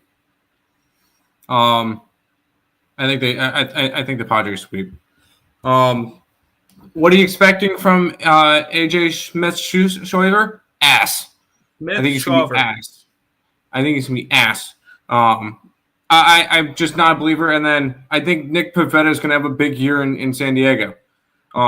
He's finally pitching in a pitcher-friendly ballpark. He's not in Philly or Boston. So I do think he's actually going to be a lot better this year. And I don't trust ass. And this is a Braves team that has scored 7 runs in 3 games. So I don't trust their offense. It looks like they're off to a pretty similar start. Some of their players from last year. Once they get Acuna back, once they get Starter back, they'll be fine. Yes. But I'm gonna say sweep today. I got San Diego in the night. What's your thoughts on an under in this game? I kind of like both these bullpens a little bit, so it'd be a full game under, which I'm seeing. I don't trust ass. Yeah, I'm seeing one straggler, and I want to go ahead and check to make sure that that's an actual line or if that's just a stale line that I'm being shown. But I'm seeing 8.5 over on BetMGM for this total. If it's an 8.5, I want to pull the trigger on the under. The Braves didn't use much bullpen yesterday. Aaron Bummer led the relievers with 15 pitches. And on the flip side for the Padres, this is one of the better bullpens in baseball. Granted, they've used a lot of their bullpen. Adrian Morejon, probably not available. Jeremiah Estrada had a day off yesterday, but he's pitched the previous 2 games. Robert Suarez has pitched the previous 2 games, but had yesterday off. Same with Jason Adam. How much of the Padre bullpen is available for today is the ultimate question mark. I think enough to get me this under 8.5. I do. And maybe in order to not mitigate my risk, but to play it out there, I'm leaning unders in this game. That would be my maybe it's a first 5 under, and we expect Pavetta and Shawver to pitch fine. I'm just going to go minus Padres. 120. Yeah, Under 8. Awful start for Braves. Riley, Olsen, Albies have been terrible to start. See, players can have slow starts. Los Papis. Yes, Padres today. English only, please. No. Let's go to college basketball, Nick. Yep. We'll try to go quickly through some of these.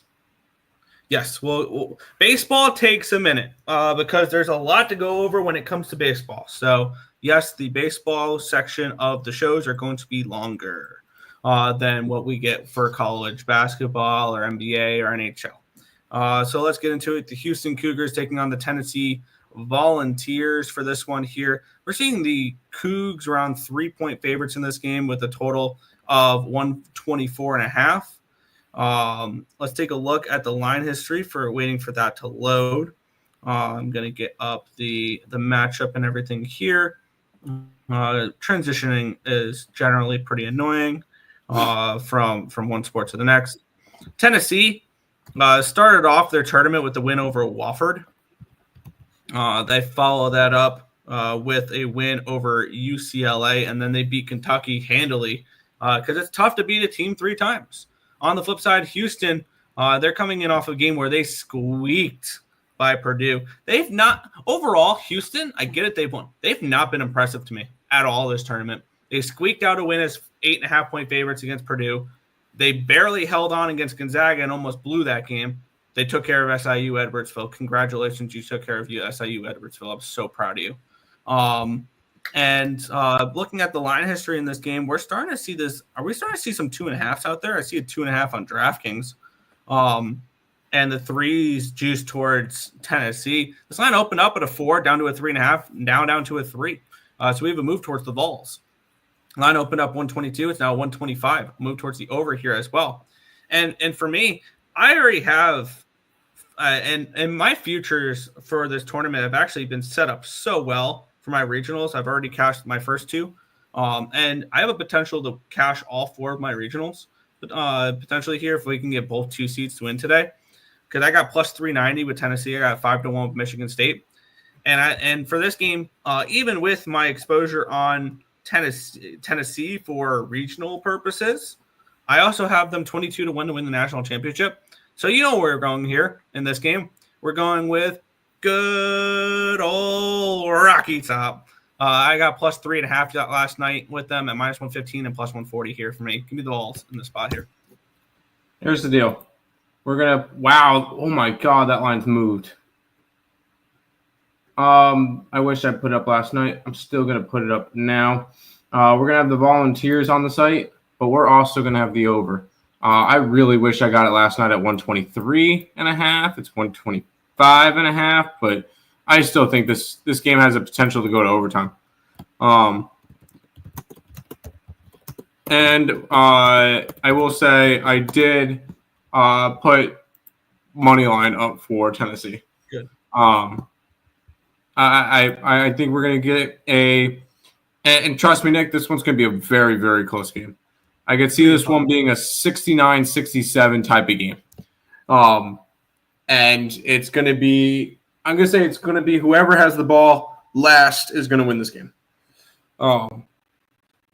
But Tennessee and Houston, solid run so far. Tennessee against Wofford, UCLA, and they finally slayed Kentucky for the first time this year. All their wins, UCLA was a 9-point win. The other 2 were double digits. Houston's coming off of a buzzer beater. And then previous to that, a hard-fought war versus Gonzaga. I think Tennessee takes advantage of it. Although both 1 seeds to make all the 1 seeds to make the Final Four is pretty much a lock at this point. No, I'm kidding. I'm gonna take Tennessee, and I'm taking the over. I like the over more in this game, though. Fair. Sorry, me no English. Can you imagine if the dudes bet all number 1 seeds to make the Final Four, like 446, 2 wins away from 1K for 1 unit? You know what? We don't bet that way. Okay.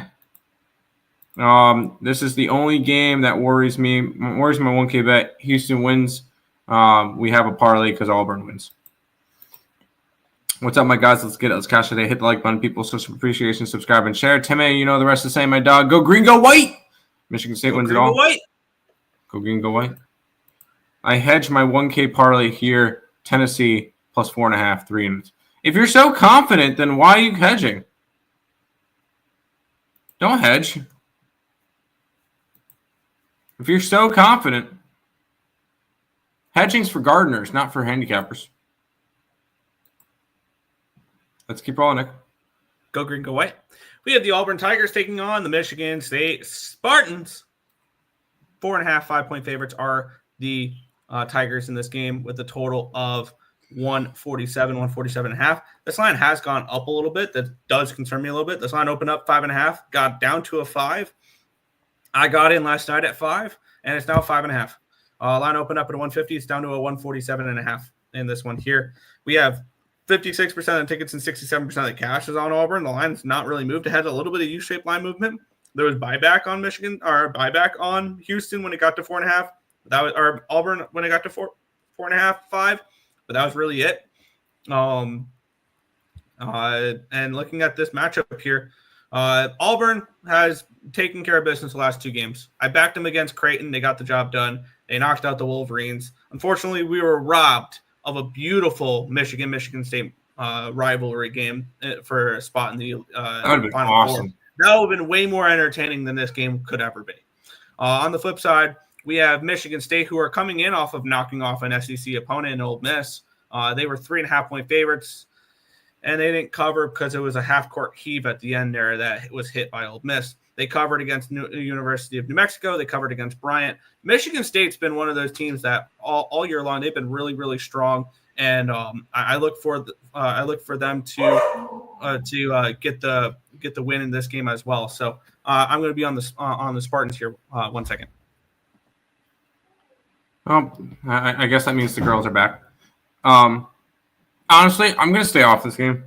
I know that's boring. I'm not going to be betting an Elite 8 game. Unfortunately, I just think Auburn rules. It's because at the end of the day, it's going to suck when we get all 4 1 seeds in the Final Four. And I guess that's and Nick, I want to I'm going to need your help probably with a content piece that I want to do with editing and stuff, because I want it to be like a full out, like really nicely done video on how NIL is killing college sports. I want to do a full content piece on it. But I'm going to stay off this game. Fair. I'm not confident. Tennessee is tough. A real shame. A real shame 446 doesn't have an ESPN bracket challenge because he'd already be winning, allegedly. Yeah, imagine if he picked all the 1 seeds. He would probably be doing pretty well. Nick game, some Fugazi stats. Number 1 seeds don't make it. It's totally different. Top teams are better than everyone. Should have paid attention. Sparty party is done here. No way they win. Auburn is a better version of Michigan State. That's why they're all number 1 seeds. 446, who wins the Natty and trash get ball this year, might be the only plus thing you get out of the rest of the tourney. I would have won the challenge. They know my picks. You would have won the challenge, yeah, for sure. But you didn't put one in, so I do not want to hear shit. Cool. Let's head to the NBA, which I want to try to just rapid fire through, Nick. I'll be honest. Yeah, let's try to motor through this one here. We have the Cleveland Cavaliers and the Los Angeles Clippers. The Cavaliers 8-point favorites in this game, total of 229.5. I'm trying to get my numbers loaded up for this one here. So I'll let you start with this one so I can get my numbers all loaded up and everything along those lines. Cavaliers and Clippers. Where are you looking here? It's we've got. Let me pull up the standings. Because we got a Cleveland Cavaliers team that is just leap and bounds above everybody else in the Eastern Conference. Not even leap and bounds anymore. Sorry. They're only 4 games above Boston. So they need to start winning. So far in the Eastern Conference, because it's so bad, Cleveland, Boston, and the Knicks have all clinched playoff spots.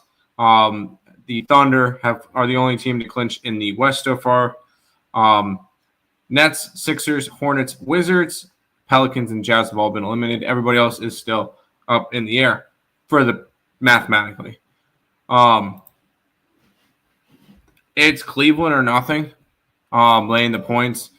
Something tells me there's a injury of sorts in this game that the Clippers are that big of dogs. I don't think they really should be that big of dogs. Kawhi Leonard's out, so I guess that might be one of the big things.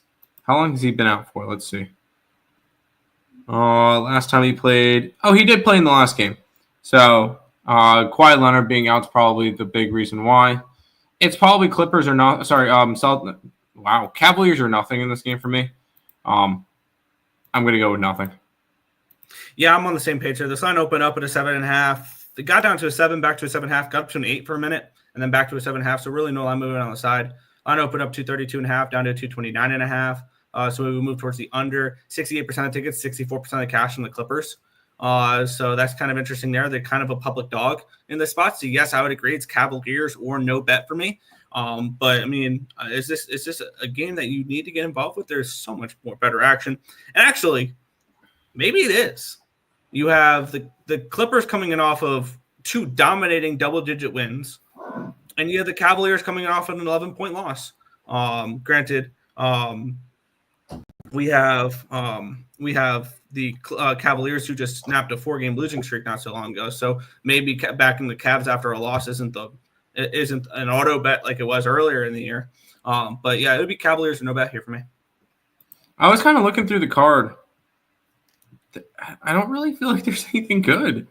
I feel like if I'm looking at any game, I feel like there's only one game that I really want to go after today, maybe 2. And that's 2 later games because I kind of was looking at the Pistons T-Wolves game. I was kind of looking at the Rockets and the Suns, and that's about it. All the other games are teams that are eliminated or way too wide of spreads. So I don't know. There's some meh games today. So untouchable. I would of everything. It was just facts. I let other people win the contest. Okay, we're not gonna do that. You're not gonna no. You didn't enter the contest. You therefore would never have won. There you go. But who do you have winning it all? Is Duke and Cooper Flag? I hope not. Cleveland a revenge spot. They smack Cleveland in LA. I could see Cleveland. Cavaliers. Finally, the best part of the show. Lean Cleveland, but pass. It's the worst part of the show. NBA is trash. Dude, this part of the year especially is awful. But we'll continue on. New York Knicks, Portland Trailblazers. 8-point favorites are the Knicks, total of 220.5. Line open up 9.5. It's down to an 8. So we do have a move towards Portland. Line open up 224.5 down to a 220. A move towards the under here as well. 70% of the tickets, 66% of the cash on the Knicks. The line's moving towards the Blazers. 91% of tickets, 89% of cash on the over in this one as well. I have a feeling this is where I get my card started here. And I think it's with the Portland Trailblazers in the spot, the +8 number. I think this is too many points for the New York Knicks to be laying right now, personally. And the market's agreeing with that there. The public is on the Knicks, and the line's dropping. The Knicks are coming in off of a win against the Milwaukee Bucks. They've won now 3 of their last 4 games. They bounced back after that 13-point loss against the Clippers in their last game there. Portland on a 3-game losing streak right after I bet them to make the to reach the play-in. So that was real nice of them. I think Portland shows up here in this spot and shows the market. I'm going to go ahead. I'm going to grab Portland here in this spot plus the points. Even though Portland's now 4 games back, so that's not going to happen. No. They would have had to win a couple of those games. But at the same time, this Knicks team, I strongly believe, have nothing to play for. Because they're 8.5 games back of the Celtics, and then they're 3.5 games ahead of the Pacers, with about 8 games left. And I mean, honestly, this game could be a 100% a look-ahead spot. Because although they suck, their next game tomorrow, right? Is there a 31st or is it just the first? It goes 30-1. It goes 31, right? There is, I believe, 31. Yeah, 31 days. There's 31 days. My bad. So they don't have a back-to-back. But their next 2 games is Philly and then at Cleveland. And I feel like I'm going to want to bet the Knicks at Cleveland because that might be the last game that they care about the entire year. And I feel like this could be a good Portland spot plus the points. What can I get for them? I can get 8. Yeah. All right, I'll jump on it with you. Just a bad spot for the Knicks. We got Portland plus 8. Yep. Portland plus 8 minus 110. Pick your choice. Bet365 or Fanatics have that number available.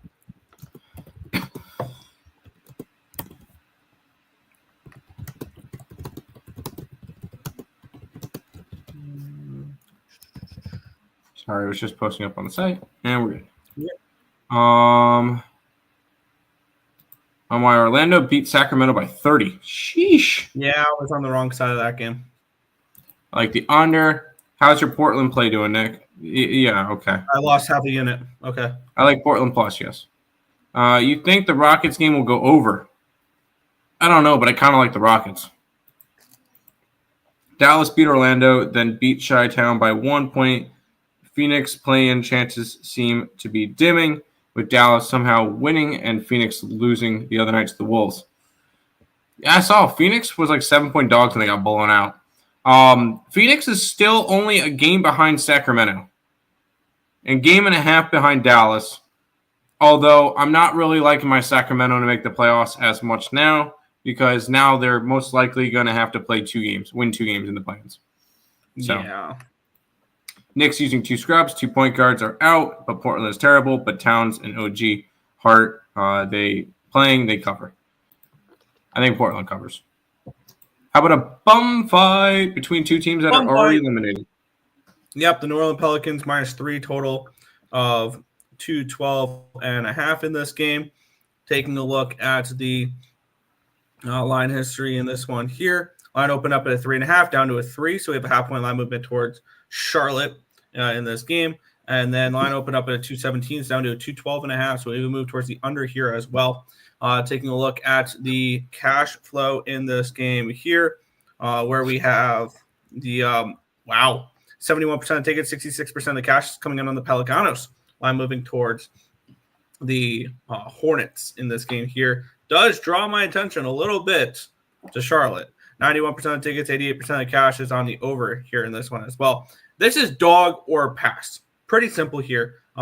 Is my first thought on this one, where we have New Orleans laying 3 points at home. I'm not laying the points here with New Orleans. The question is, do I want to take the points with Charlotte or not?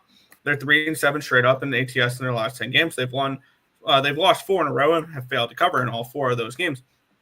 Pelicans coming in off of a push in their last game there. They actually closed 16-point dogs against Golden State and pushed that number there. This is Hornets or no bet for me. And I'm not going to force action on a baseball card with the Charlotte Hornets here. Yeah, no. Can I be quick with this one? 1-800-GAMBLER. Come on. Are people actually considering betting Hornets and Pelicans? I think I've already spent too much time on it. I kind of am. I kind of was. I think we wasted too much time on that game, to be honest. Fair. Let's move on. Only 9 or 10 games left in the season. Teams are starting to strategize for positioning on who they want to play and not play by losing or winning games. Yeah, I could see that. Right now, that would be a fun matchup. Denver and Clippers. No idea who they're playing here. These are scrub teams. Yeah, no, pass. Can't even cap these bad teams. Exactly, that's my point. Speaking of bad teams, here you go. Yeah, we have the Golden State Warriors. They're at the San Antonio Spurs. We have the Warriors 12-point road favorites. Total 233 in this game here. Take a look at the line history in this spot where we have line open up at a 12, not moved. Line open up 233.5 down to a 231 and a half now in this game. Taking a look at the cash flow here, 72% of tickets, 74% of the cash on Golden State, 80% of tickets, 80% of cash on the over. If you want to lay 12 with Golden State on the road, be my guest. I am not touching this game at all. The Spurs are a team that's thrown in the towel. I think that's pretty safe to say. They lost Wembyana, and they've kind of fallen off since. Actually 5-5 in the last 10 games. They've lost their last 3, but they are all the playoff teams: Detroit, Cleveland, Boston. And now they play Golden State, who is a playoff team as well. Golden State coming in off of that win against the New Orleans Pelicans. I did back them in that game, covered the 14.5 for me. But no, I'm good. This feels like probably a spot where Golden State does come in and take care of business. I'm not laying 12 on the road with them now. No. I see no point in laying 12 on the road with them. Now I'm going to try to be quick with some of the games I don't like. I'm never laying 12, and I'm done with San Antonio Spurs for the year. So not really anything you need to get involved with. So we're gonna end the we're gonna not bet this game. Yep. Road Warriors lay it. Of course, Marcus is saying that. Warriors cover this. They need it. Spurs back-to-back got abused last night. I could see the Warriors winning by 7 or 8. And then they cover. And who do you call the covers? If you must bet it, Warriors is the play. Curry is playing. Houston Golden State would be good for us. That would be an easy matchup sweep. I'll be honest. The only team in the Western Conference I could see sweeping anybody is Oklahoma City sweeping either Minnesota, Golden State, Dallas, or Kings. Yeah. I don't see anybody else sweeping anybody. And that's an Oklahoma City team that is, what do you call it? Very young, so I don't see them sweeping anybody. LAC and Denver would be a great Westbrook versus old team. Marcos is a ghost chat. No one can see him. No, we can see him. He's just in the picks and parlays chat because his ESB chat doesn't work. But let's head to this game, Nick. Yeah, we have the Milwaukee Bucks taking on the Atlanta Hawks. 4-point favorites of the Bucks here. Total 235.5. Line open up 5 down to a 4. Line open up 233. It's now down to 235.5. Let's take a look at the cash flow in this game here, where we do have. Let's see here. We have 49% of tickets, 58% of cash coming in on Atlanta. In this game, the line moving towards Atlanta does give me interest in Atlanta. 86% of tickets, 83% of the cash is on the over here as well. The Hawks, I feel like, are still playing for something, right? They're trying to hold off. They're currently tied with Orlando for that 7-8 seed. So this is a big game for them. You want home court advantage in that playing game. You absolutely do. Yeah. They're coming in off of back-to-back losses against Miami and Houston. Milwaukee's coming in off of 3 straight losses. They lost their last game against the New York Knicks. And for me in this spot, I want to go with the way the market's suggesting here in this spot, and that's with Atlanta in this one here. And I'm going to add Atlanta to my card. This is a spot where I wouldn't be surprised to see them potentially win outright. This is a very important game for the Atlanta Hawks. Not as much for the Bucks. I feel like the Bucks are pretty solidified in their spot. They're currently in the ESPN's giving me 4.5. Yeah, ESPN bet's giving me 4.5 at -115. I'll go ahead and take some hot Atlanta here. Hawks with the points here. Atlanta's currently tied with the Magic for that 7-8 seed. So I guess that's something for them to play for. Milwaukee is 5 games ahead of both. So I don't see either team getting to that spot. The Bucks are currently a game and a half behind the Pistons now, and they're 2.5 games behind the Pacers now for the 4 and the 5 seeds. So now in the Eastern Conference, the Pacers and the Pistons would play against each other in the playoffs. That sounds exciting. How about, man, imagine looking at it last year when the Pistons were sitting at, 4 and something? Like 4 and 30 or 2 or something like that. Yeah, I auto-faded them at one point last year. And then saying, hey, don't worry, Pistons fans. Y'all are going to be 10 games over 500 at one point next year. That's batshit crazy. What a turnaround for the Detroit Pistons. We're going to talk about them in a minute. It would be Hawks or nothing because I don't trust the Bucks, but not going to do it. Fair. OKC is just abusing all teams. Ridiculous how good they are. Probably the best season ever, except Jordan. Golden State had a 73-9. Right now, 62-12 for the Thunder, and they didn't have to build a super team, so they didn't need Curry and Durant to do that. I see this will be a good day for me with Milwaukee, Golden State, and Michigan State all winning. Oh, and my Detroit players got to give love to the hometown team. Them boys too hot. Love seeing it. The Bucks aren't locked in yet. They could go 4 or 5, maybe 3. No, they're not getting to the 3. They'll most likely be a 4, 5, or 6. I'm going to try the over here. Hawks play no defense. Don't blame you. And Detroit would beat Indy in 6. Last 6 games, Hawks have hit the total. There you go. I'm invested in this game. All right, let's talk about it. The Minnesota Timberwolves and the Detroit Pistons. Line opened up 6.5, immediately went to a 7, and since then it's moved another 5 cents towards Minnesota. Line opened up to 25.5, still 225.5. Taking a look at the cash flow in this game, here we have 56% of tickets and 61% of the cash is on the Pistons. And the line's moving slightly towards these Timberwolves. 92% tickets, 93% of the cash on the over here as well. Taking a look at this matchup, these two teams played back in January. It was a 14-point win for the Pistons. Pistons are coming in and playing awesome. We backed them in their last game. They knocked off Cleveland and they won that game outright by 11 points. And Minnesota, they're coming in off of a nice 15-point win against the Phoenix Suns. Both these teams rested. They had yesterday off, so no scheduling spots or rest spots here for this one.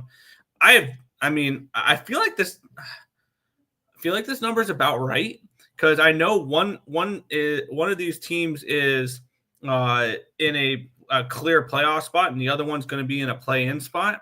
They're the same exact record, and the Timberwolves have done that in a better conference. I know we love the story of the Detroit Pistons. I think the Timberwolves are still the better overall team in this matchup. 7 points better. I'm not going to say that, but I'm not getting involved in this game though. I am. I got the Pistons.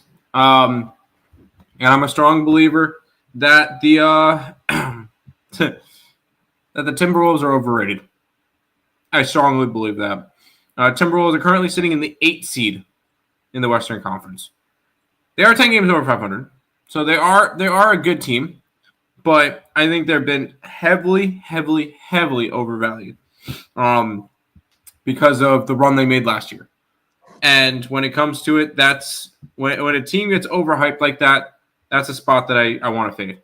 And I still think they're getting too much hype because this is a team that I could easily see losing one of the playing games and then having to play Dallas or Sacramento and then having a hard-fought game against Dallas or Sacramento, most likely Sacramento. So this is a Minnesota team that I could see missing the playoffs altogether. And I just think they're overvalued. I'm on the Pistons here. I got 7.5 with the Pistons. I will say that. I got 7.5. So I like that line. No Cade. No Cade Cunningham, by the way. I don't really think that matters. I still think that they're live in this game. So fair. Give me I'm not betting. Give me the Pistons. I got 7.5. There you go. Yes, last year Detroit was terrible, but they have turned it around this season. They have a winning season, and double their wins from last year. Good for them. Pistons money line. Won't be necessary. Cheers. Wolves are trash. How can they be 7-point favorites? Vegas knows. Careful, boys. Trap City. Cade Cunningham's out. He's the best player. They can't win without him. Cancel your bet, Tim. Nah. Who's afraid of a big bad wolf? Auburn is. There you go. It doesn't matter. He's the best player. And if it was a pick 'em, maybe I would be a little bit more worried. I'm getting 7.5 points. I think I'll be fine. No Cade, no problem. Easily handled the Cavs without him. He actually not. If he didn't play the game against the Cavs, and that's another. That's huge. That's what There's also a bad spot for the Cavaliers in that game too. I remember that. I'm going to the box score of that game. Cade Cunningham did not play versus the Cavaliers, and they won by 10. So I'm not worried. We haven't even gotten to the best part of the show yet, and first NHL game is about to start. Montreal. I'll quickly touch on that. I'm not betting the Montreal game. It would be Florida or nothing, but I mean, not that number. There you go. Can we just quickly both agree? 1-800. Nothing to do with these next two. Cool. Last game. We have the Houston Rockets taking on the Phoenix Suns. Rockets 2-point favorites, total of 224.5. Taking a look at we'll look at the cash flow first. 71% of the tickets, 75% of cash on the Rockets, 67 and 63 on the money line for the Rockets, 95 and 94 on the over in this one here. Taking a look at the line history in this one, see if it reflects the money coming in on the Rockets. Open up 2.5. It's down to a 2. Phoenix looks live in this game. Line open up 223.5 down to a 222. Taking a look at the matchup here in this spot. This market tells me that the Suns are live in this game. Now, what do the Rockets have to play for right now? They're second in the West right now. They're not catching OKC. Where are they games wise compared to Denver for the 2 seed race? They are coming off of back-to-back wins. They've won 9 of their last 10 games. The Rockets 1.5 games. Mm-hmm. And the Suns are coming off of back-to-back bad losses. They lost by 30 points to the Celtics. They lost by 15 points to the Timberwolves. I think this is Suns or no bet. This is Suns or no bet for me, and I'm going to move on the Suns to end my card here in this one. I think the Suns get the job done in this game. I want to take a look at what the best available line is. I took the Rockets. I feel like the Suns and the T-Wolves are both in the category of overrated teams. The Suns are currently on the outside looking in. They're a game behind Sacramento. They're a game and a half behind Dallas. This team just looks a mess. And I still think that the books are undervaluing the Houston Rockets. Like, that's what I see. I see them undervaluing Houston because we see this all the time. Or we've seen this a lot this season where the Rockets are just undervalued and they just keep winning. They're 9-1 their last 10 games. This is a team that looks really good. And the Rockets and Thunder are 2 teams that care about seeding. Obviously, the rest of the teams don't.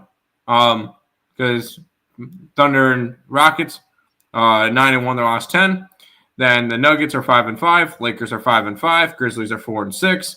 Clippers are 8-2. So there you go. And then some of the playing teams, Warriors and T-Wolves are 7-3 their last 10. But some teams just don't care about seeding. Like if you were the Suns and you want to show some effort, how about not losing by 15 to Minnesota? How about not losing by 30 points at home? I mean, it's to the Celtics, but on a last game of a road trip for the Celtics. Like, show some heart, and they have not. No, give me the Rockets here. Damn, I night.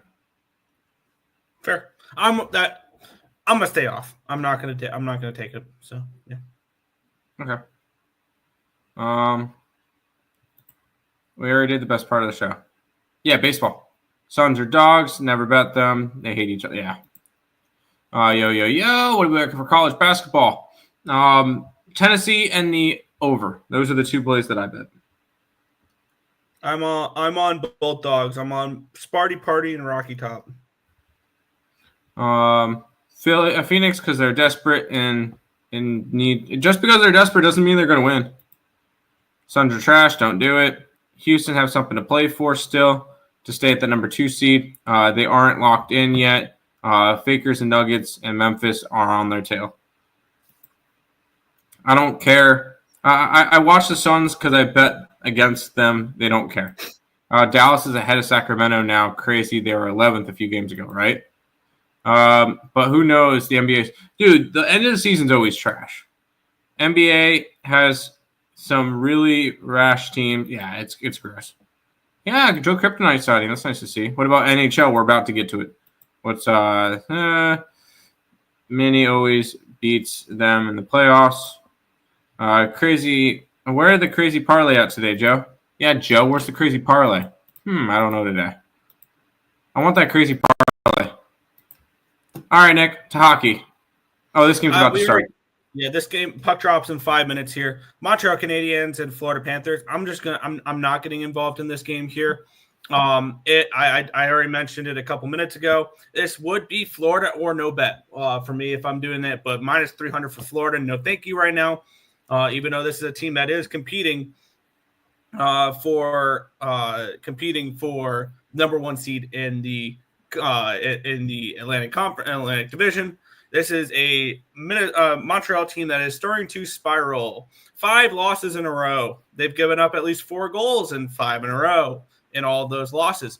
So maybe if you want to back this game here, I want to take a look at what it is real quick. I'm not going to be betting it because I'm not going to be able to get it in time. But this would maybe if you need action in this game, let me see what the number is for it. The better option for this game would be it's minus 130, minus 125 over on Bovada. Team total over 3.5 would be the play in this game for the Florida Panthers if I'm betting it. That would be my lean in this game. Would be Panthers team total over.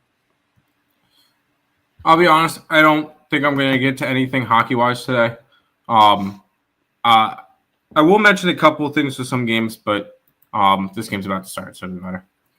Yeah. Perky. Nothing better than the Ebros. Let's get it. I'd rather see OKC, Phoenix. OKC would sweep Dallas or Sacramento. See, I think Sacramento would put up a better fight than Phoenix would. Finally, hockey. Just the usual stuff, Joe. Look how 446 supports ESB. Only person here who the chat gives.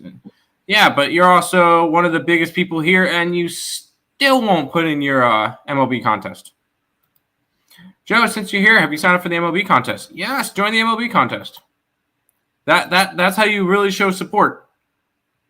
Anybody who doesn't, come on. I mean, I understand some people not betting it, but Florida minus 1.5. There's one thing that's better plus money. Honey, she's better. She's prettier and has a better sounding voice. I know. Here, oh no, I can't use that clip. I cannot use that clip. No. Yeah, no. Panthers, Caro, Kings, Parley, hurry, bet it. Montreal, haha, truth, nah. Yeah, there you go. Yeah, join the MLB contest.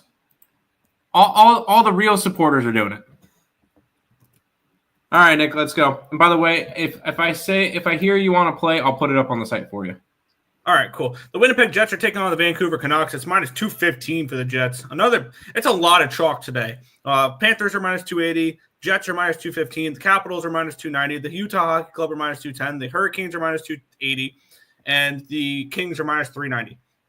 Good luck finding creative ways to get involved with this card because it's going to be tough to get involved with this card here. We have the Vancouver Canucks. This is the last game of their road trip, and I would like to fade the Canucks on the last game of the road trip here. I actually would.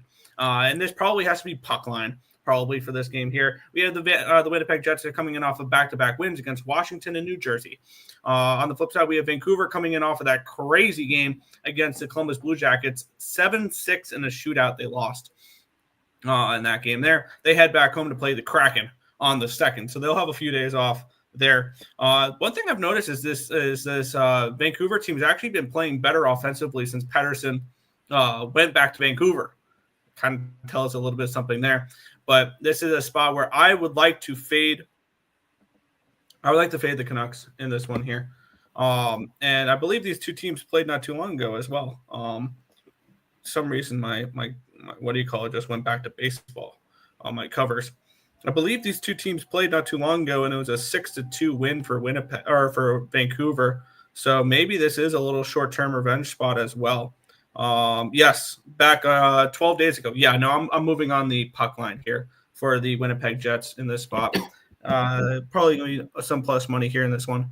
So let me shop around, find the best available number on Winnipeg puck line.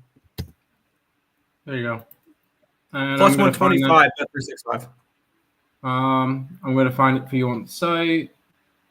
It's a bunch of -1s at -143. Absolutely not. I can get you a plus 125.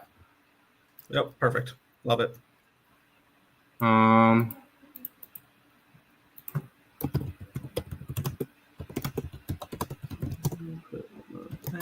right.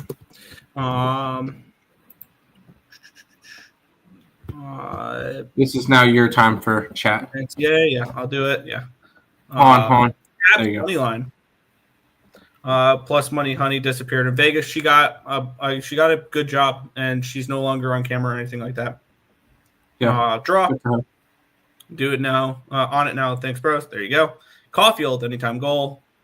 Canucks, plus 191. I'm on the opposite side there. Draw. No. Jets and Reg. Yeah. Quinn Hughes, over 1.5. Timmy, Tiny Tim, your reading is concerning. When I'm trying to run through chat, I don't care. Shut up. DeBrusque, Besser. I'm against all that. Connor and Suter. I'm a little bit more for that. Let's move Nick, on. I'll introduce the games for you so that I could actually do something. Go. I'm guessing the lines moved because I'm seeing like 330s now for the Capitals against the Sabres. 6 is your total. Why does this feel like a game that the Sabres are going to win for no reason? I mean, for no reason, I don't know. I think, I would like to know what the line is for this one play, because I think there's only if you like Washington in this game, I think there's only one bet you can make in this game, and that would be, and I want to quickly look this up before I go ahead and preface this. I just want to make sure it's a good number, because if you like Washington in this game, they don't have it available for that prop. Damn it. Fine, and on BetStamp it won't show me, but Alex Ovechkin to score the last goal. That would be the one way to approach this game if you want to back the Capitals. Why? Because they're massive favorites, number one. They're minus 325, so probably the net will be empty at the end of the game. And who else is going to be on the ice for the Washington Capitals ready to shoot pucks at an empty net rather than the guy that's literally chasing Wayne Gretzky's record right now in Alex Ovechkin? So if you want to back it, plus, I think this is, unfortunately, it's minus 120 for this game, unless I probably would lay a puck line in this game, but I don't want to lay a million puck lines today. Washington kicks the shit out of Buffalo today. Why? Washington's lost their last 2 games. So it's not like they're coming into this game playing good hockey, feeling good about themselves. Minus 300s can overlook the Sabres. No, they're not going to do that. And this would be Capitals puck line or no bet. This is also a second half of a back-to-back, a third game in 4 nights for the Buffalo Sabres. I want to see what the best available number is on a puck line in this game for Washington, because this feels like a Washington smash spot for me. And unfortunately, puck line minus 120 is the best available number. I don't like that. It'd be just a lean toward the puck line, I guess, at this point, but everything correlates to the Washington Capitals. You know what? I'm going to do it. I'm going to do it anyway. Minus 120 puck line here for me. In this game. This is one of those where the Capitals get right back on track and kick the shit out of them. In this one here, off of back-to-back losses, in a bad situation for the Buffalo Sabres as well. Yeah, give me Capitals puck line in this game, minus 120. All right, that's up on the site for you. I don't care. No, at this point, I don't watch hockey anymore this year, so it does not really matter to me. Yeah, over 6. I can see the over in this game. Buffalo first period, Washington full game. Tom Wilson anytime goal. Alex Tuck anytime goal. Washington and Alex Ovechkin anytime goal. Buffalo is in a get-right spot for Washington. Yes, Buffalo is the get-right spot for Washington. Is Nick on Habs or Panthers? Neither. Our leading Panthers team total over, but not betting it. All right, 5 more NHL games, and then we're good. Yep. 5 more to go. Let's do this. The Utah Hockey Club minus 210 against the Chicago Blackhawks. Yeah, this is a favorite that I have no interest in whatsoever. Karel Vejmelka will be starting his 427th game in a row for the Utah Hockey Club. So there's that, and for the goaltender situation. I want to say I'm over exaggerating, but I believe it's Vejmelka's 19th consecutive start for the Utah Hockey Club. Like, they don't give this guy a break. They're coming in on a third game in 4 nights on the road, and this is the last game of a road trip for them as well. This is Chicago or no bet if you're looking to bet this game at all. And the only problem is I don't want Chicago right now. Chicago's just not in good form at all. They've never have been this year. They're off of back-to-back losses. They're 1-8-1 in their last 10 games. Utah wins this game most likely, but there's no way in hell I'm laying minus 220 on them. That's for sure. Yeah, I'll give you the Vejmelka stats. 16 games in a row. Jesus. And 18 out of 19. Starting the last time that Vejmelka did not start a game was February 22nd. He started pretty much every single game the last month. I don't understand that at all. I don't understand how they keep running him out there. That's insane. That's absolutely insane. Cooley over points. And Dylan Guenther anytime goal. Caps team total over 4.5 plus 140. Yep, I could see 5-1 Capitals in this game. Absolutely.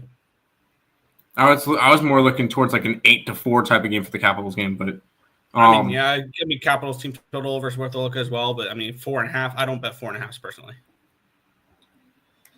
Ottawa Senators, Pittsburgh Penguins. Senators minus 130, 6 total. If I remember right, didn't the Sens play yesterday? Yes, they did. Okay. So back-to-back games for them. Let's see. Yeah, which is ultimately why I'm probably not on this game. Ottawa, they're off of a win last night against the Columbus Blue Jackets. They've now won two games in a row against Detroit and Columbus, 3 of their last 4. And then now they hit the road to play Pittsburgh. Pittsburgh were nice and rested. Their last game was a 7-3 loss against the Buffalo Sabres in Buffalo. That was back on the 27th. They've had a few days off after that. At the end of the day, this Penguins team is going nowhere this year. They're 29, 34, and 11, and I'm going to sit back and enjoy every second of it.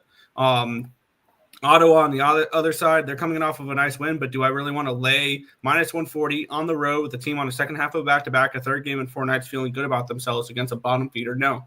This feels like an ultimate trap spot. So I think this game is Pittsburgh or no bet. And I'm just going to go with no bet in this game. So no interest here. Love it. According to Nick, this should hit. Chicago first period, I like Payne. Sends money line. Ovechkin hat trick boy. Reimer in net. Don't hate it. I don't know. Reimer's been better. I don't know. Sends team total over. Caps team total over 5.5. Ridley Greg.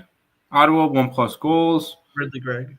6-2 final in the. I could see that. Dylan Cousins over a point. Crosby 2 points. The over. Hey, if you're expecting points, then yeah, just go over. Rutger McRody. Nice. That sounds like a fake name. He's on the line with Crosby. I remember when these teams used to play in the Eastern Conference Finals.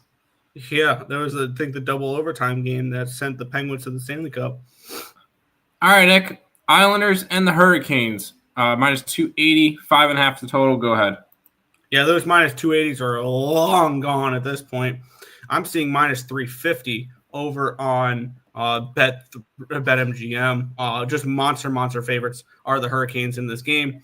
And yeah, I'm seeing minus 360 on DraftKings, minus 370 on Bovada, plus 285 the opposite way. I mean, it's a desperate Islanders team, but I mean, if they're so desperate, I mean, they've not looked good as of late. 4 straight losses now after getting within 1 point of the playoff spot. They have collapsed, and it's been very frustrating to watch. Carolina coming in off of a win. They've been trading wins back and forth, losses back and forth. They beat San Jose, lose to the Kings. They beat the Ducks, lose to the Preds. They beat the Habs. And the ultimate question is, what does Carolina have to play for right now? Is the ultimate question here for me, because they are 11 points behind the Capitals, and they have nine games to play. They are 11 points behind the Capitals, and they are 7 points up on the Devils, who are not passing them. I have a feeling we could see this Hurricanes team coast a little bit towards the end of the season here. I'm not playing this game at all, especially minus 350 for the Hurricanes. I mean, if they weren't playing like crap, I would say I want to take a shot with the Islanders here at this big number, but I don't even trust the Islanders at this point. There you go. Islanders are trash. No way they Carolina loses them. Hell yeah, Nick's going to the game. Carolina minus 2.5, 5-2 final. Draw. I could see a draw. That'd be fun. Right? The draw. All right, Nick. We got Toronto, who's coming off a win against the Kings. They're minus 165 on the road in Anaheim, taking on the Ducks. 6.5 is your total. Feels like a Duck spot, right? Looking at this matchup here, we have the Toronto Maple Leafs coming in. This is the last game of a road trip through the California road trip. They played San Jose, lost in a shootout. They bounced back by beating the Kings, and now they play the Ducks on a second half of a back-to-back and a third game in 4 nights in the West in California. On the flip side, the Anaheim Ducks, they're coming in with a day off yesterday. They're on 2 straight wins. They beat Boston, they beat New York, and they're playing well right now. This is a team that's going to play hard down the stretch, I believe, even though they're not going to be a playoff team. This is going to be a Ducks team that is going to take advantage of bad spots. They're going to take advantage of teams traveling and going through the California road trip and things along those lines. Yeah, I'm going to take a shot here. You have a bad travel spot here for the Leafs in this one here, and I'm getting plus 150 for a team that's been a scrappy dog in this one here. So, yes, I'll take plus 150 with the Anaheim Ducks in this spot. There you go. Nick, go to the chat. I'll put the Ducks up for you. Let's see. Nope. You're good. Nope. Ducks money line. Draw. Another over. Islanders are an over team. Yeah. Yeah. Over 6.5. McTavish goal. Cutter Gauthier goal. No. You're good. Nope. We're not going to the game. No, they're playing like crap right now. Nope, not happening. LA Kings and the San Jose Sharks, minus 390 for the Kings, total of 5.5 in this game.